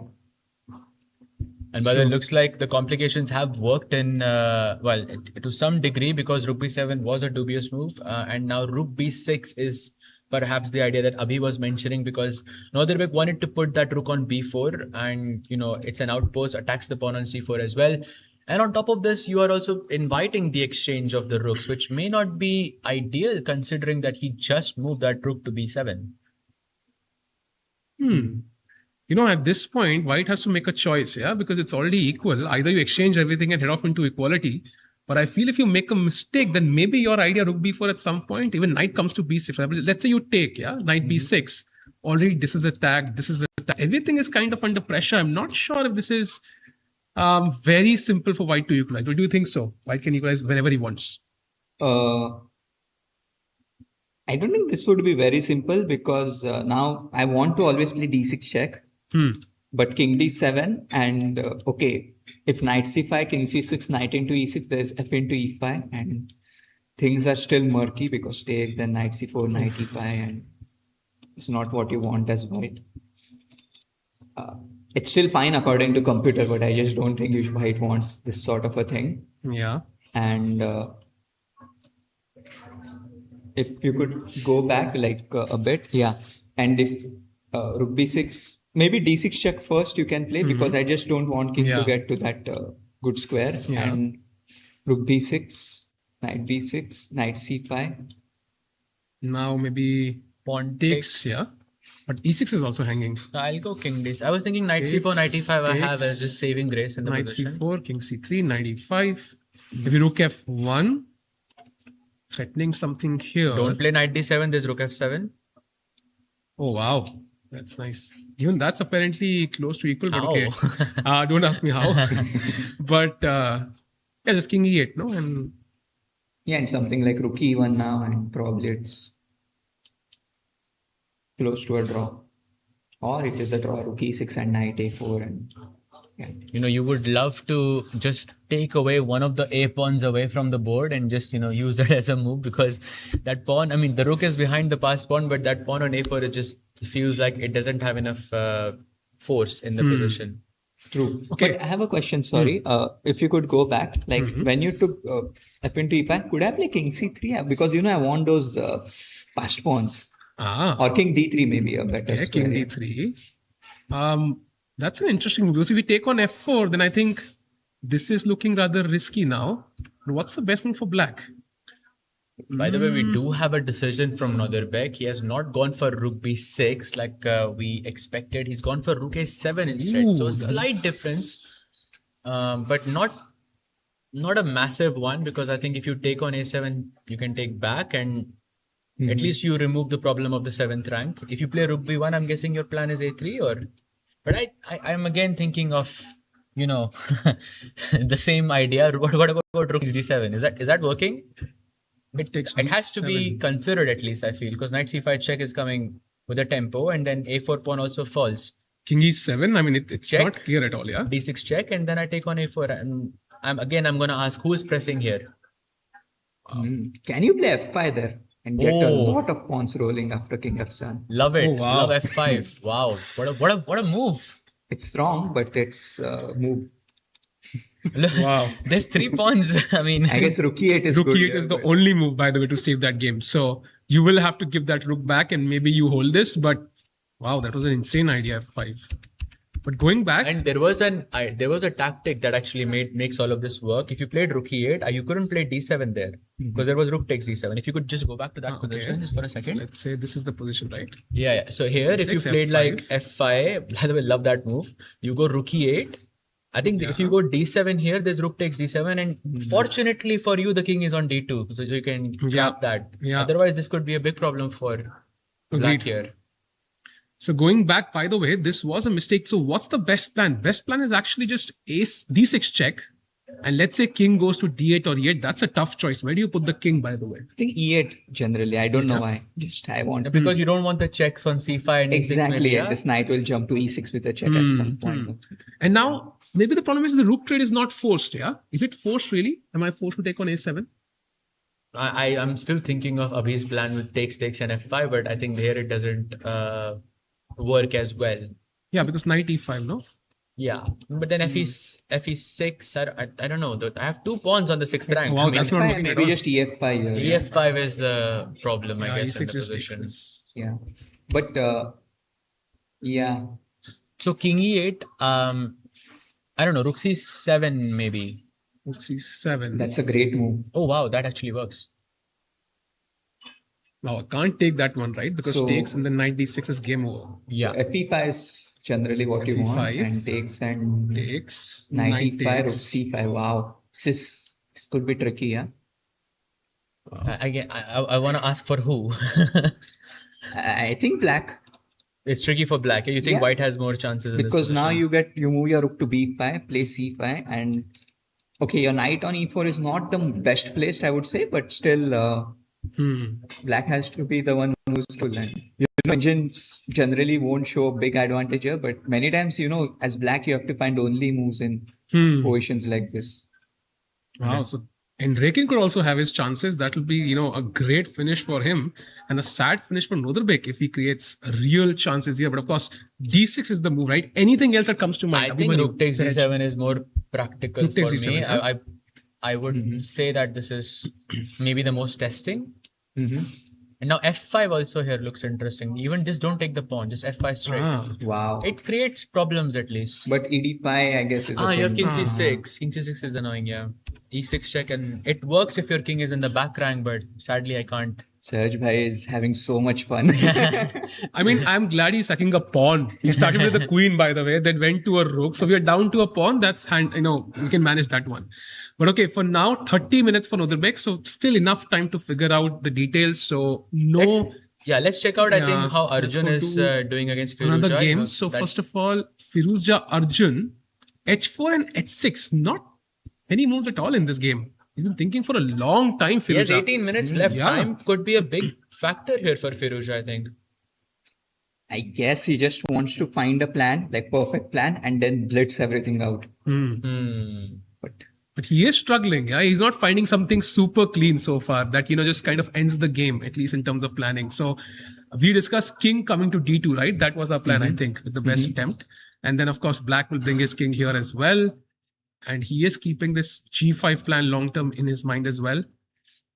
But so far, maybe time pressure could become real at some point, Sahaj. 100%. Yeah, 100%. I think in the whole process. And we have that graph, by the way, the time used per move. I love this. Very interesting. And we see how the time used of both the players has gone up in the last couple of moves. So they are taking this endgame very seriously. It's not as simple as it looks. I mean, he has half the time in comparison to Arjun. I think this is where the big mistakes happen. But it is Firouzja. Yeah? Firouzja is known for, for his fast chess. We'll see that in 3+2 if we have a tie break. So that is if he draws the match, which I think it's still, still some maybe, you said a 10% chance or maybe something like that, maybe a bit less or. Yeah, but the thing is, we always discount nerves. Yeah, we think players are superhuman always, but That's a good point. I'm pretty sure his reason for his thinking so much is also nerves on some part. Like this game means a bit more than other games because he's winning the event. So 100%. And of course, the FIDE Circuit points and all of those things just is an additional bonus that kind of makes you think for longer, makes you more careful than you normally are. And in the process of doing that, you are just taking more time. And yeah, it can happen. by the way, another game, Nihal versus Pranesh. One look. I think after a4, we had a couple of moves. Rook d c1, attacking the bishop, drops back. Bishop e5 attacks the rook, and the rook comes to b7. So not major progress, but again, maybe black has more active pieces, but still looks kind of even, yeah? Which game has the higher chances of a result? This one or the Arjun one? Okay, I think this one. But I don't know. Like I'm just seeing that computer never suggests bishop c4, which I'm finding very natural. Somehow it's not the top move. Yeah, bishop C. Yeah, I kind of agree. Rook c4 with the b3 pawn is falling. That's why. AB, and c5 maybe, and like you have to defend a bit passively with white, and black brings his king to d5 and oh wow, yeah, that's stuff. Like, okay, I mean for now g7 is hanging, but slowly but surely, and also like white has to play g4 apparently here, and you can't play g6 because the rook is hanging. So perfect timing. But yeah, that's a nice plan actually. Bishop c4. I know the bar favors black in this scenario, but I feel, I don't know, optically, I really like this for Nihal as well. The bishop on e5 looks nice. The rook on c4 is way more active. And well, black's rook is still on its original square on h8. Would that be accurate, Abhi? Or do you think it is still Pranesh who's pressing here? Maybe you're right. But I think if you want to play for a win with white, you have to go for g4 plan. Then you can't play bishop c4 maybe. Then you have to play some bishop e2 and g4 and stuff like this. Yeah. Also, by the way, 19 minutes for Nihal as well. So let's do one thing. I think it's time to take the second break of the day. But a round up quickly. Abhimanyu, we'll get your thoughts very quickly. Gukesh, of course, has drawn. This game, predictions. Draw. Saj. I think draw as well. So 2 draws we're down to now. Yeah. Coming to Andrekin versus Nodirbek. This is the tough one. By the way, d6 check, king d8 and rook b5 played. Only move for Nodirbek. What do you make of this game here? This has become very spicy. It's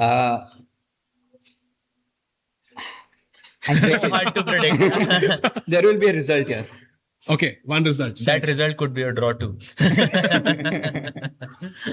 I'm not sure actually. I think anything can happen, and I think Abdusattorov is trying to make the game more and more interesting, and I just like that as a viewer. I think there is no prediction that I could make that has any basis. So I'm going to show you apart from my feeling here. like 2 engine moves, and maybe that helps you in your prediction. Sahaj, after f takes e5, white is supposed to play knight g5.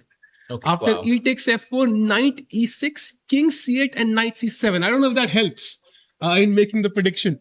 What? Helps who? Helps you.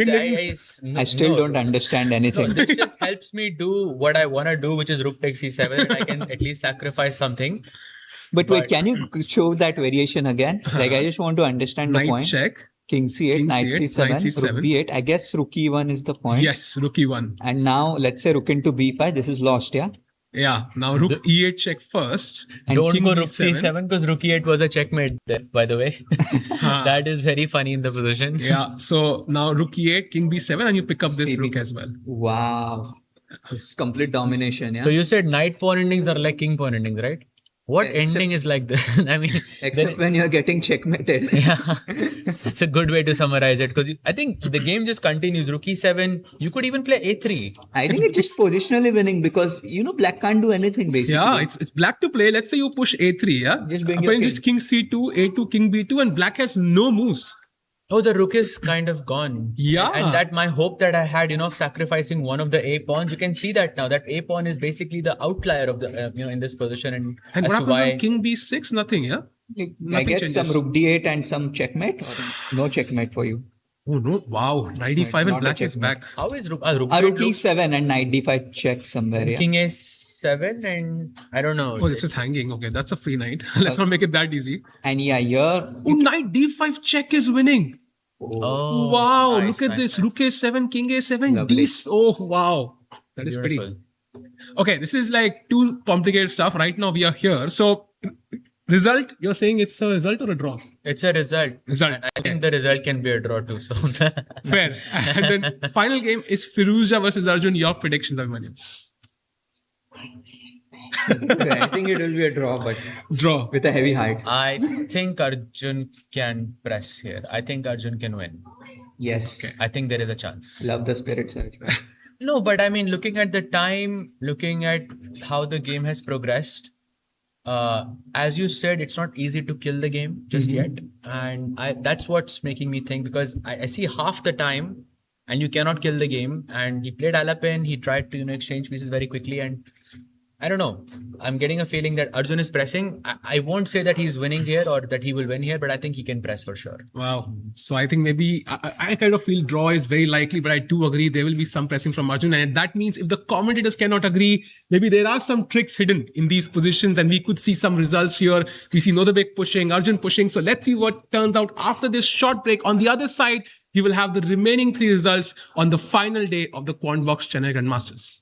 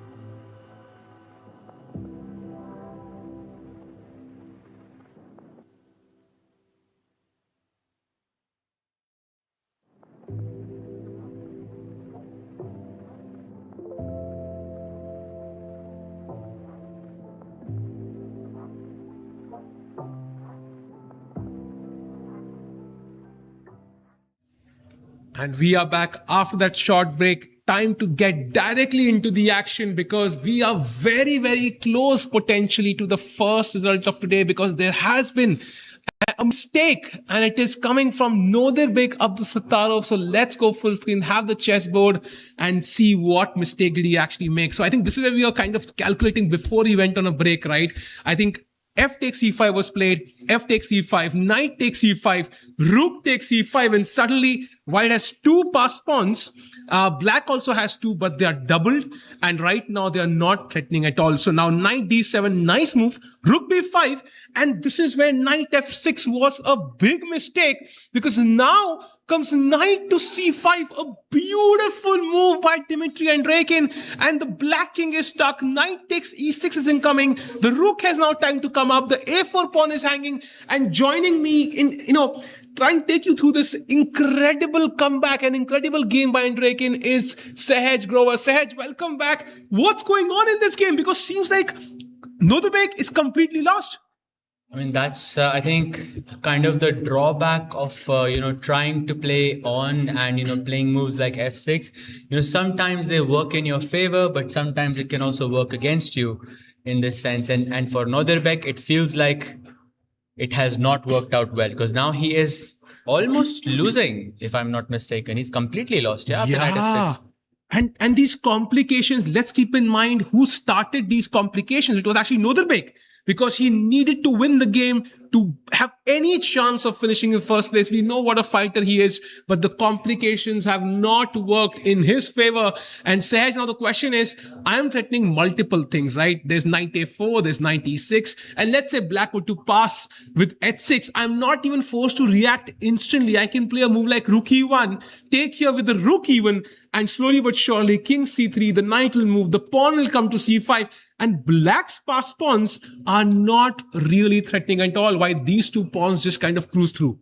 Exactly, because of those double pawns on the a file. Now, if he could just remove one of the pawns, those pawns become extremely dangerous. Those two rooks become extremely dangerous. The problem is that even if you played a3, I can just go king c2 and king b2. And this is where you see the problem with the pawn on a5. He's went rook c8, and that's another slight inaccuracy, but okay, not a major one. And now rook e1 should be played already on the board. Wow, Andreikin potentially about to get his first win. He's been, undefeatable in this tournament. So many players have tried it. And now, Nodirbek taking too much risk in this game, trying to maintain his chances for first place. He understood that Arjun, unlikely to beat, Firouzja tournament leader, the game looked equal. So he went all in, but the chips are not in his favor, Sahaj. And right now, Andreikin about to win. Exactly. And just to point out, rook e1 was a very important move. In case, let's say, white was a bit greedy and instead played rook a1, would like to ask the audience, what is the best move for black here? You will see the bar kind of jump down in this position. Any guesses why this is a mistake and why the rook on e1 was much more important? You have to look. Exactly. Yes. It is rook takes knight, and after rook takes rook, there is knight e4 check. That just seals the game. That is just GG. So rook e1 looks like a very natural move, but it also prevents an important threat from Nodirbek. And I think now Andreikin is completely winning. Yeah, great find there because if you look at what has black played on the last move, right? So you understand rook c8 and automatically the threat comes to mind. Rook takes c5 followed by knight e4. So white has to be careful, and Andreikin was ready. Took just 30 seconds for his move. And look at the time situation now. 14 minutes for 16 minutes. This is exactly the territory that Nodirbek wanted to avoid, or in fact even wanted, but for his opponent. And now he's the one struggling in the same situation. 100%. This does not look pleasant for, Nodirbek here. But after rook e1, he has to find a way to defend. I think he will still find a way to defend here. He can play king e8 still. Oh, that is so tough, no? Like walking into a check somehow. Yeah, but otherwise knight takes e6 check and your king is kind of stuck in the center. You could have some mating attack, ideas there as well. But after king e8, if you take on e6, I can play king f7 and okay, maybe some chance to hold. And I see the bar kind of dropping there after rook takes e6. So maybe that's not the best move. Yeah. Knight takes e6. allows rook takes takes c4. c4. Wow, that's completely equal. Yeah, so you should not take this pawn. That's basically bait from Nodirbek after king e8. And white has to basically play king to c3, defend this pawn with the king, and then he can slowly think about grabbing both these pawns. So that means the game is still tricky, not over. Nodirbek with his chances to come back. So jumping to the other two games, let's catch up with the other ones. Gukesh, of course, has drawn his game against Hans Niemann, going to Nihal against Pranesh. And this one, I think, is the simplest to understand. Saj, I'm not saying there's no chance for either side to win, but a rook endgame kind of signals that, okay, maybe the player's accepting that the game might end in a draw. No, this is just a dead draw because he can play rook f2, black will just take it, white will play rook a3, and I think this is just going to be over very, very soon. I predict in the next 10 to 15 minutes, this game should be over. Yep. I think we should definitely take a look at Arjun versus Firouzja because he has played bishop g4, so he did not want to go into the rook endgame. He did offer that bishop trade and Arjun said no. Yeah. The move Twice actually he said no. Yeah, Bishop Abhimanyu was recommending this move, right? Trade the bishop and you have a draw in your hand. Exactly. Now bishop g4, now d5. It looks like a fine move, but after pawn takes d5, there is a trap here. You can ask the chat maybe, yeah? What should white take? Yeah, should you take the rook or should you take the pawn with the rook? Because both of the captures are possible. One of them is a draw and one of them, I think, white would be losing. Any guesses here from anybody? Should we take the pawn or the rook? Should you take the pawn or should you take the rook here? It's an interesting question. One is losing, one is a draw. I think that kind of gives it away itself because one is a very, very committal decision and the other one is not. In this sense, it is rook takes d5, which is a draw. But if you go rook takes c8, also feels like a logical move. But there is bishop takes c8, takes d5, and now we have this threat of bishop e6, and the a2 pawn is toast. Yeah, and these double pawns are going to hurt you a lot actually in this endgame because you might as well have just one. They're completely useless, but black has more space with the f4 pawn, can use this long term. And a pawn endgame or a bishop endgame, it's very tough to come back from. He does not even take the pawn on d5. I think Arjun, again, complicating matters here. I think he's inviting Firouzja to play d6 as well. And I think that's a very clever move because if you go d takes c6 in this position, rook takes c6, and we are in a similar endgame where I'm asking you, do you want to trade the rooks? And of course, you should not. Should not, yeah. Because the bishop will inevitably go to e6. You cannot really avoid it. And the a2 pawn is once again toast. Agreed. But now let's say after maybe d takes c6, rook takes c6, maybe Abhimanyu's move, rook a5, which he mentioned was a very nice one. The rook here, of course, cuts off black's pawns. You cannot play g5. It also attacks the a7 weakness, which is very hard for the black king to reach side. So my rook is also now stuck on c7. Maybe still a comfortable draw for Firouzja. I don't think this is comfortable anymore because it's hard to make progress with white because white's rook is already in a good square. Bishop's perfect. I don't think you would put the bishop on b3 anywhere else. The rook on a5, I don't really see a better square than the a5. I think the only thing that's left is the king, right? So maybe you will play king f1, king e2, but it doesn't really lead anywhere. Maybe you can put it in the center. But on the other side, black can still make improvements. You can play king e7, king f6, and you can try to push g5 and expand on the king side and maybe hopes of untangling your f pawns, and which would give you a real chance in this position. But I think the real chance in this game is not on the board. It's on the clock. You have 6 minutes remaining for Firouzja. Arjun having 17 minutes in comparison. So, and you can already see, Firouzja kind of feeling the pressure of the clock. He has 6 minutes, now less than 6 minutes on the clock. And the decisions are, well, they seem so simple that it becomes complicated. It's kind of works against you. I want to go back to this move because I think this is kind of a crucial moment in the game. In normal circumstances, you would expect Firouzja to play bishop g3, maintain his bishop pair, but he takes on g4, right, to simplify the position. And how many times have we seen, one side try to really go for a draw too hard? And then in the end game, get slightly worse position. They keep going for a draw, even worse, and it adds up slowly but gradually. And then suddenly you are in a much worse position with an only move to find. So you could see that happen. By the way, he's taken on c6. Now, important decision. Should not take that rook. If Firouzja he's taken with the bishop or the rook? He took with the rook, yes, because he wants to go into the bishop endgame, which we know is a big problem. By the way, just to add on to your point, a move like d6, I think Firouzja finds in a second. But since you are playing this game with a more solid approach, you are always thinking about simplification. And I think it's kind of working against him in this sense. He's gone rook d5, and now don't play bishop e6 because that would be trading the bishops. Maybe you can go bishop c8. Very tough move to play. Or bishop f5, I think, is also good. But I just didn't like the idea of h5 there, from the white side. So bishop c8. Protecting King e7, what do you think of that? King e7 is also good, but maybe you have rook e5 check and you're inviting bishop e6. Yeah. I was thinking king f6, g5 maybe, but that's also good. Yes, that's even better. Yeah, but I think in this sense, bishop c8 prolongs the game longer. Yeah.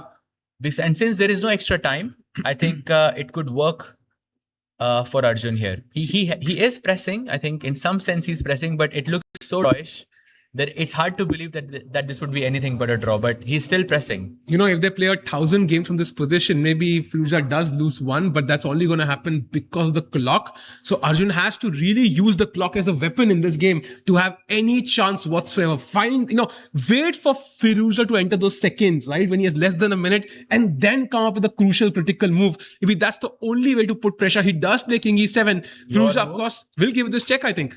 Exactly. And now let's be careful. Rook takes d7 check and bishop a4 is going into an endgame, but that endgame is dead lost for white. The king pawn ending is completely lost because you're technically playing with an extra pawn on the king side. Yes, you have pawns on the a file as well, but white's king is really passive. Yeah. So all the time that you will take to activate the king, black can just march to the queen side and just gobble up all of those pawns, and that would just be winning. So of course that's not going to happen on the board, but good to know that the simplifications are not necessarily possible here. And he makes a move. He plays rook d4, attacks the pawn on f4. Okay. I think he's inviting g5 as well. But wait, bishop f7 is possible too, no? Wait, g5. Let's say I take on f7. Then, wait, that is possible. Wait, isn't that just a draw then? He plays rook f6. I think Arjun does not allow. He does not want to simplify. And also, let's keep in mind that when you play rook f6, you are in some sense leaving the a7 pawn unattended, but rook a4 is not possible in this position. Luckily. Because that bishop is, it's not luck. I think Arjun has calculated all of this, but I think it's a good thing that rook a4 is not possible here anymore. He has to be extremely careful to not simplify the position further. 5 minutes for Firouzja. Pressure is rising on the clock, not really on the position still. I still think this is a dead draw, but he's still finding ways to keep the pressure on. And let's say that Firouzja makes a random move here. Let's say king f1 or something. Can I push f3? I think we've been waiting to push that move for a long time, and I really like that move because if white does take, even accidentally, you split white's pawns now. So it's possible for the rook to now attack this one, then come here, then maybe create some pressure here, then attack this one. So I do see an improvement in Arjun's position after f3, but is it winning? No. Really. It's not winning. Also, yet g3 is still like a potential option to keep it would have been it would have been better to play f3 when the king was on g1, because you could still play rook e1 check and put some problems on the f2 pawn. We have a move.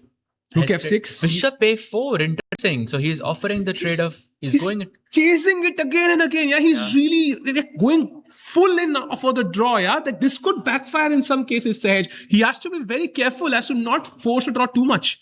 If you play bishop e6 in this position, can I go bishop b3 or? Yeah, I think that's the plan. I think that's the plan indeed. So basically, we're going into some kind of a rook ending, most likely, unless Arjun plays bishop f. Oh, bishop f5 is not even possible because f4 is hanging. So let's play bishop g4 maybe. Okay, let's say bishop g4. But isn't g3 now possible or no? Oh, g3 is nice. G3 is very nice, yeah. I mean, you have g5, but no. that leads to so many trades, yeah? gf4, rook f4 and some... Okay, yeah, this is a draw. So now I think maybe he has to play either bishop c8 or he has to play bishop g4, or he has to just trade the bishops. Okay, if you trade the bishops, I think this is a very simple draw. Yeah, very simple draw. Because you can put the rook on a4, attacking a7, attacking f4, and there is no way on earth I think Arjun can make any improvement. So Arjun, I think, could be having his last long think of the game. If he can't see a way for him to keep the bishops on long term, this might just be a draw. He needs to find a solution to a very tough problem. Plays bishop g4 actually on the board. Yep, now again 4 minutes for Alireza. So some pressure there on the clock. G3 is the move that simplifies the position further. And g5, we already looked that you can just capture all of the pawns and the end game. Even though you might go into a bishop ending, this is just way too little pawns in the position. If you had just one more pair of pawns on the g file or on the h file, I think there would be more chances to play for a win for India number one. But Also, this is a draw. This pawn is the wrong color, yeah? Yeah. So no chances Good there point, at all. yeah. Going back. Wait, he plays f3. He didn't play g3. Okay, f3 also looks okay. Because now this pawn is... Kind of fixed. Yeah. Decent move, not a bad one. So if I play bishop e6 now, what are you doing? Bishop e3 again. I have to allow, I think, bishop takes e6. He plays bishop e6 on the board, and I think bishop b3 we will see very, very soon. If you play bishop b3, I can technically allow you to go bishop takes e6, because then that will untangle my pawns in some sense. But rook a4. Then I have a5. So I was thinking bishop b3, rook f5. Rook f5. Yes, very important actually. If you take on e6, f takes e6, and okay, rook a4, I'll have a5 and the rook defends down on the queen side. Arjun would take this, yeah? At this point, he would take this endgame because at least he undoubles his pawns. It's something, yes. Yeah, king f6, rook b5, e5 or g5 or something. You have some plan at least. Maybe the king comes to g3 in a dream world. But as of now, dead draw. Bishop e6 played. Yeah, he's going for it. Bishop b3 played by Firouzja as well. He's keeping more. He's trying to play a bit faster, keeping more time on the clock. So bishop b3, and I think I am expecting a5 from Arjun there. We see a dubious move there, but I don't think it's a dubious move necessarily. I think this is still a dead draw here. And by the way, Arjun has played bishop d7. So he's gonna repeat, I think, bishop a4 still, yeah? Maybe just repeats. Okay, let's have one brief look at the game of Nodirbek, who's completely getting crushed. We have a few moves. I think we saw rook e1, which was a beautiful move, controlling rook takes c5 and knight takes e4 fork. And now comes king e8. He found that move. And to Andrekin's credit, he does not take that pawn. He plays the best move, king c3, defending the c4 pawn, moving the king closer to this passed pawn as well. Comes a3 distraction. Knight takes e6, finally grabs that pawn. A2, but there must be a winning discovered check here, Sahaj. I mean, there has to be something. Yeah, this is winning. This is completely winning. Now I think Nodirbek is okay with a draw, but it might be a little too late to play for the draw here. Yeah, I think there should be a winning move. Maybe knight c5 check, for example. King f7, and then you play king b2. Grab this pawn as well. I'm sure there's g7 also that's hanging. So, tough situation for Nodirbek, although Andrekin has 4 minutes now. Yeah, the pressure is rising, but so is the eval bar, as we saw a little bit earlier. I think. Wait, what? What happened? I saw the bar down. I got shocked for a second that the bar was completely in Arjun's favor, but that's just a transmission error, I think. Wow, I was shocked for a second. We have a rook endgame, by the way. A couple of moves played. Yes, rook endgame, takes, a6 happens, and he goes king h2. A very interesting thing. Even a5 is possible here from the black side, because I think the rook is kind of stuck. The rook is stuck defending f4 and a6 as well. So now Arjun has to sacrifice something. I think we're seeing a draw very, very soon. And that would mean Firouzja would win this edition of Chennai Masters. Indeed, I think he's played it very smoothly, right? Had a very good start and never looked back. No problems whatsoever. Has really not been in serious trouble in any game whatsoever. That one Arjun game was a minor scare, but overall has played fantastic chess. I mean, he's not changed his play at all, not changed his sweatshirt at all. He's just kind of continued as he started. Yep, the lucky sweatshirt, as we call it. It's been working for him in the throughout of this event. I think he will play king d7, white will go king h3, maybe he will play h5 to try and, play the position on, but looks very, very tough. Wow. And by the way, play on. Also checking the game of Andrekin quickly, because looks like he's made a mistake. After a2, he had to give a discovered check, Sahaj, but he goes for c5. And Nodirbek Abdustarov has played the only move, king d7, and he's back in the game. So maybe, wow, could this go? Look at him, yeah? He's suddenly excited. Wow, this is unbelievable. Unbelievable. This looks insane.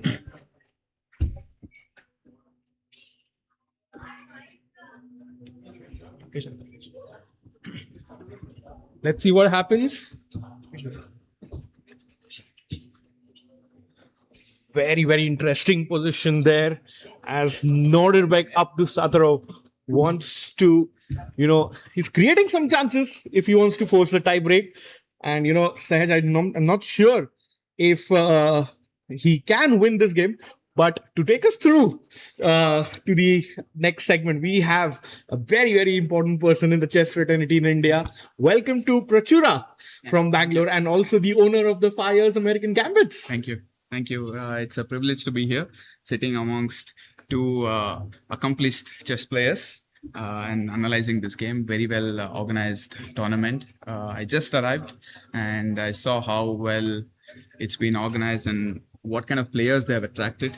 It's unbelievably good for Indian chess that such a strong tournament is happening in the heart, of Chennai, which is the place of chess, you can say, within India. So very happy and glad to be here, both Rakesh and Sach. Thank you so much, Prachura. But speaking of strong players, well done on your team this year. I feel like it is not even a question.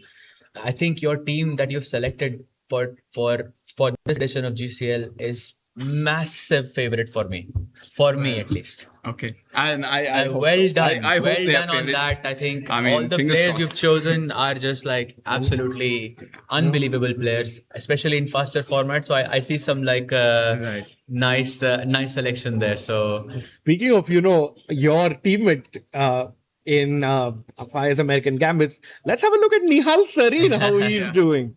Very, very keen to see how he's performing, of course. And regarding the selection of the team, also equal efforts and shout out goes to Srinath. He was the architect behind the picking of the players during the draft. absolutely. Helps me a lot with a lot of data and a lot of analysis behind the scenes. Captain for a reason, yeah? Absolutely. So this is the current position of Nihal going against Pranesh. I'm not sure if you know, but Pranesh yesterday had a great game against the world champion. I did follow. He basically tried to just cruise through, and he just had this wonderful attack and got the better of the world champion. So he's in good spirits, and even in this position, it looks draw on paper, but we can see 2 rooks on the 7th rank, pawns on the 6th rank. I feel this is some chances, but most likely going to be a draw. Yeah. How though? I mean, the A pawn is losing, is it? I think he might go for A6 at some point. Black will play Rook A2, I guess, and then you Okay, go... so you just go King G6 and try to disturb the rook on the other side. Yes, exactly. Because the rook would be, in some sense, overloaded because it has to defend the A6 pawn and also the H2 pawn. Yeah. And I think that with that he will just take on A6, and we might see a Philidor play out, in this game. Yeah. Speaking of Pranesh beating the world champion, Prachura, you also have Yavakir Sindaro in your team. Wow. What a crazy pick that was. Can you tell us a little bit more about that? So unfortunately, we had Hikaru unavailable for the entirety of the event. So we had the icon board options open. From the players that were available in the pool, obviously Jawakir was, we thought, as the best pick, and we really went all out for him. So yeah, really happy to have Jawakir, and we also have Bibisara in our team. So hoping for some good team bonding. And Dubov as well, yeah. Oh my God. When it comes to fast chess, I think you've picked your pieces like in the best way. You have Dubov, you have Sindaro, and you have Nihal in your team. I mean, that's we probably ridiculous. have the youngest team. Yeah. In terms of if you see the average age, I think The we have youngest coach as well in Srinath, I think. Yes. So overall, we have the youngest team. Yeah. Happy about the team, but it all depends on how they perform. Because last year also we had a great team. We were the #1 seed on paper, but we ended up coming last. So you never know, right? So we just hope. This time, I think it's going to be very different, I think, because you've got some very, very good pieces in this puzzle. But Rakesh bhai. Lastly, to wrap up the GCL topic, the Global Chess League is happening in your city, Bengaluru. Yes. How happy, proud, excited are you about that? No, of course, I'm super happy. It's we are the home team this year. Yeah. So hoping for a lot of fans to come and cheer for us. And also an occasion for Karnataka chess. People in Bangalore, people in and around Karnataka, people in and around Bangalore and other states to come in and witness this amazing event where you have Magnus Carlsen coming in this year. Yes. That has never happened for Karnataka or in Bangalore. So that's a great occasion. And let's see. I mean, how it pans out. Very, very excited. Very nervous as well. Looking forward for a great event. Yeah. Someone else who is nervous is Alireza Firouzja. If you can go to his camera, because Sahaj, what do you think about this position? Does he have enough venom to win this game and take home the title? I was thinking if I can go Rook F5, Rook takes F5, GF5, and maybe I can trick Firouzja into thinking G3 is a draw.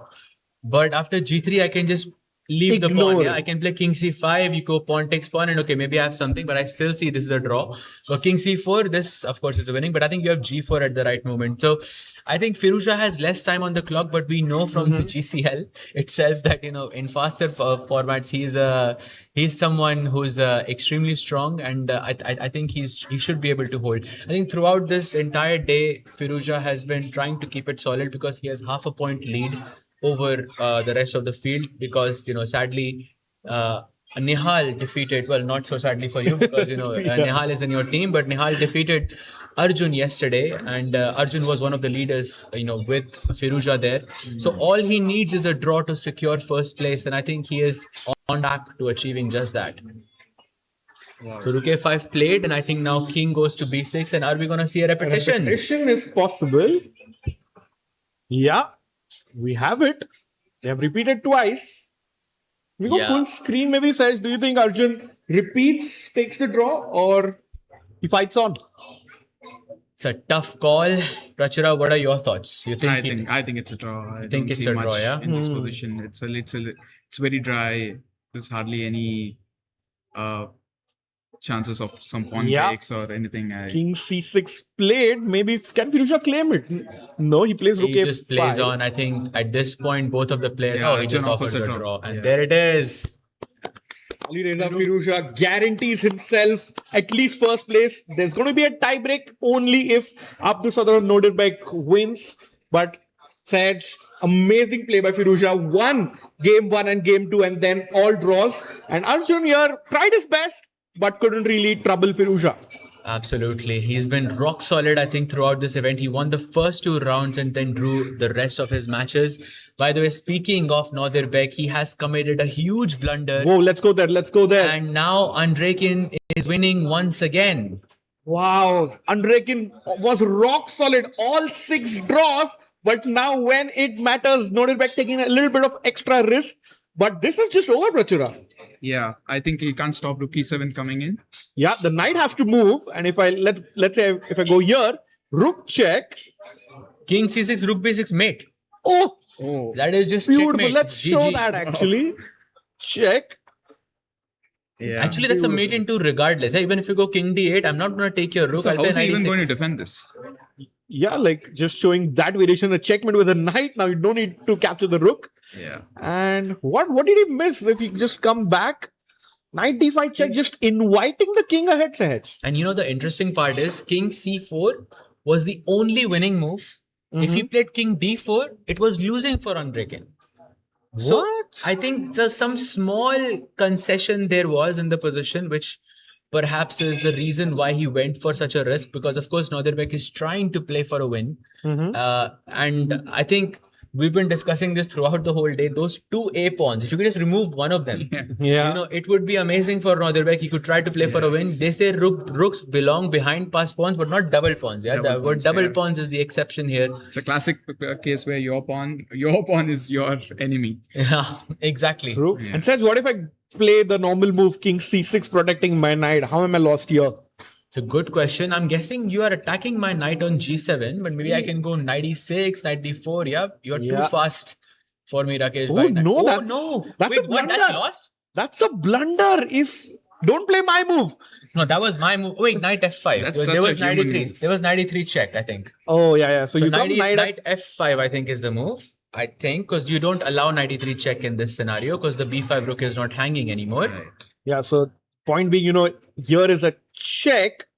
And you can't move this because there's a new queen. Even without the rook, you can promote in this scenario. No checkmates possible. Knight d4 check, very important. Yeah, in that final position, if we could just go there for a second. Very interesting nuance in the knight e3. Rook takes e3, and if you promote to a queen, a1 queen, and then white goes knight d4 check. You have to capture the knight. If you played king d7, oh, by the way, we do have a draw between Nihal and Pranesh there, so a peaceful draw. I think 50% for both of these players. I think that's a fair score considering everything. But you're both players playing their first ever super tournament. Yes, to some extent, yes, for sure. I think Nihal played this event last year as well. If I remember, not about the rating average was significantly lower. That is stronger true. players this time. For sure. So yeah, coming back to this end game, king c6. You were saying knight e6, I think. Blunder. Check, takes, queen. Now it's important that after knight d4, you see queen takes d4. Because if you played king d7 and if you were a bit greedy, rook e7, knight e6 is just a mate. Yeah. Still a mate, correct. And the winning line is you sacrifice the queen, king takes, and the b5 rook is gone. So if Nodirbek plays king to c6, the winning line is Sahaj with the other knight retreating move with knight to f5. And that's the only move, by the way, that stops this knight e3 check idea. And that is just GG for Nodirbek. I think this is a bit sad because he tried to press as much as possible, but sometimes, these things can backfire like it is today. And looks like Andrekin, who has not lost a single game in this entire event. He has made all draws. He's going to end up with +1 score. Yeah, that's a pretty solid tournament. Yeah. You're unbeaten throughout the event. It must feel good for Andrekin to have such a solid performance. Absolutely. And I think with that, he will jump to 2-7-1-5. I think that would put him in top 25 in the world. By the way, we have a move. King c6 played, Sahaj. And also, please note, this is the last game of the tournament. If Andrekin wins or Nodirbek loses or draws, there is no tie break.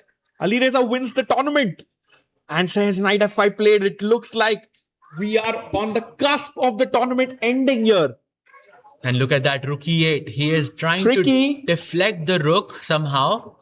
But wait, are we going to see it's not technique, this entire event, I've been hoping that there will be a queen sacrifice, somewhere.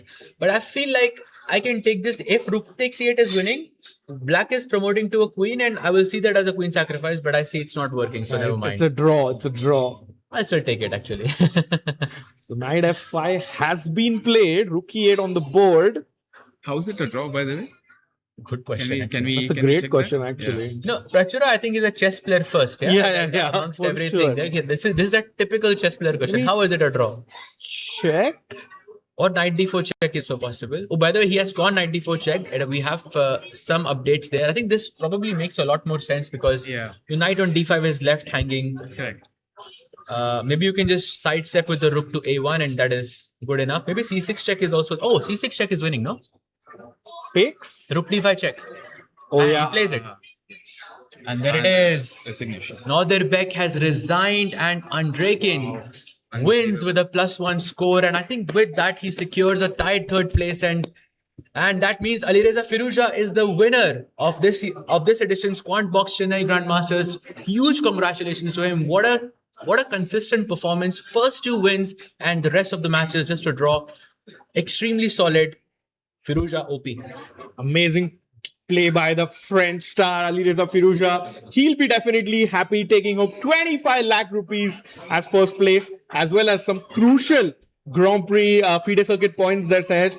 And of course, that lucky green sweater for Firouzja has some secrets. So let's see if we could, get Firouzja in the studio as well and for a quick interview.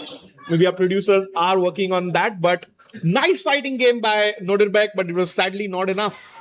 Yeah, sadly. I mean, these things happen a lot. I mean, when you try to play for a win, sometimes you have to take risks. I mean, if we could go back to some moments, when he played f6, I mean, he could have drawn so many times, I think, in this game, but he had to play for a win. And sometimes you overextend and that can also backfire to you. Yeah, I think he had pretty much nothing to lose. If you're playing for the title, you have to go for the win. And exactly. He overpressed and he lost. And it's a classic case. Absolutely. And And we I see mean, this happen a lot of times. absolutely. And in a look lot at the of tournaments. sportsmanship. I mean, he lost the game. I mean, but it was all smiles because he realizes, okay, I tried, and sometimes it works in your favor, sometimes it doesn't. And it's good to see the players analyzing afterwards. Undraking, I mean, what a performance by Undraking, and what a performance by Nodirbek as well.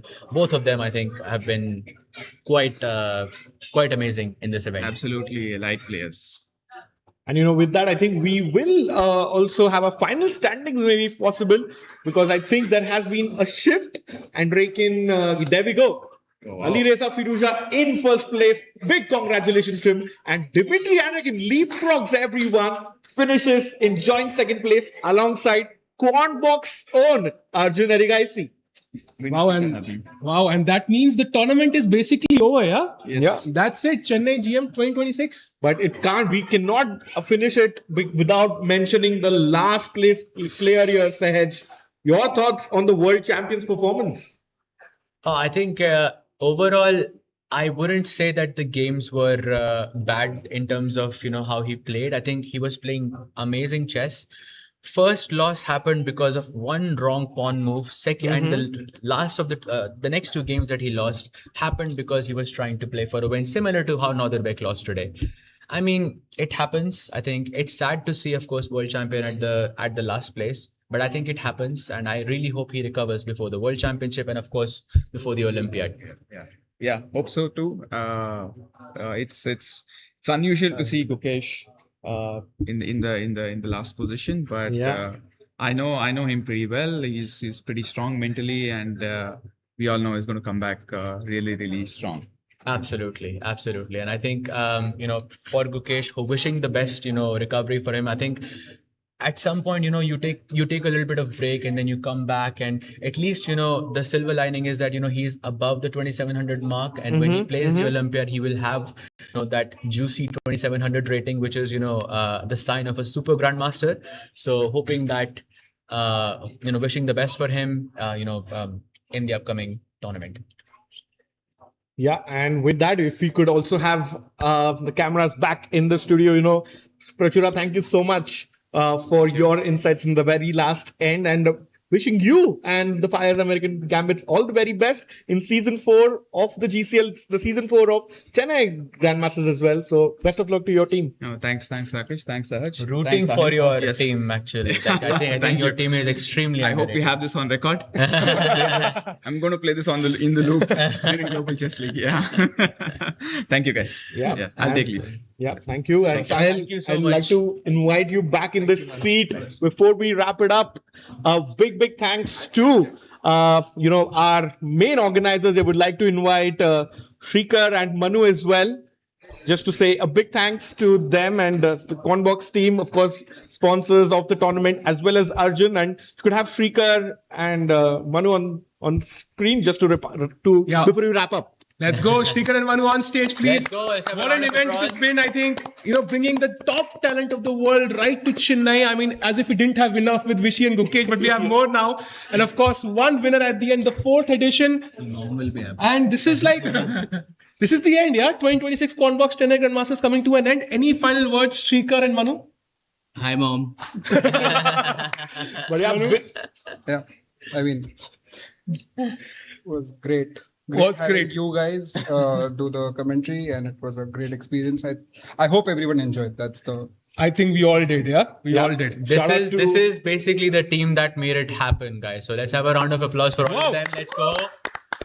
Also, shout out to Grandmaster Srinath, also a big part of the organizing team. Keencho was here with us, also in commentary. You could have Srinath as well on stage before you wrap up. And big shout out to people behind the scenes. Yeah, the entire MGT1 team. MGT1 team. Yeah, shout out to Nick, Toto, Vansh, a producer as well. Thank you everyone as Srinath is making his way up. Sahaj, sum up Quantbox Chennai Grandmasters to us in a couple of words. I think it was a very strong event. I think very fighting chess overall. We saw a lot of draws, but I think the games were so exciting. Love the format. Love the fact that you didn't add the additional time. By the way, it made the game so much more interesting for us as commentators. Let's keep thank that you. for next year. Yeah, let's please keep that, because I think the shorter the time, I think the more we see the human side of players. So I really appreciate that. Today is listening to that. Wow. So I think an exciting event coming to an end. I think dreams have been broken and new dreams will be, taking place from here. And Firouzja, congrats to him again for winning this event. And we know this event does change lives. We've seen for Gukesh, we saw it for Arvind, we saw it for Vincent, and now if Firouzja could rise the ranks as well and touch the 2800 mark, and maybe he could be one of the next challengers for the World Championship as well. Absolutely. And, very big thank you to everyone here behind the scenes. Thank you to lovely audience. We had Goofy Jen in the audience as well. So thank you, everyone. Hopefully, we'll be back for season 5 pretty soon. Surely will. So there's it, signing off from Quantbox Chennai Grandmasters 2026, season number 4 coming to an end. We'll be back next year with the action with all the top players of the world. See you till then. Take care and bye-bye.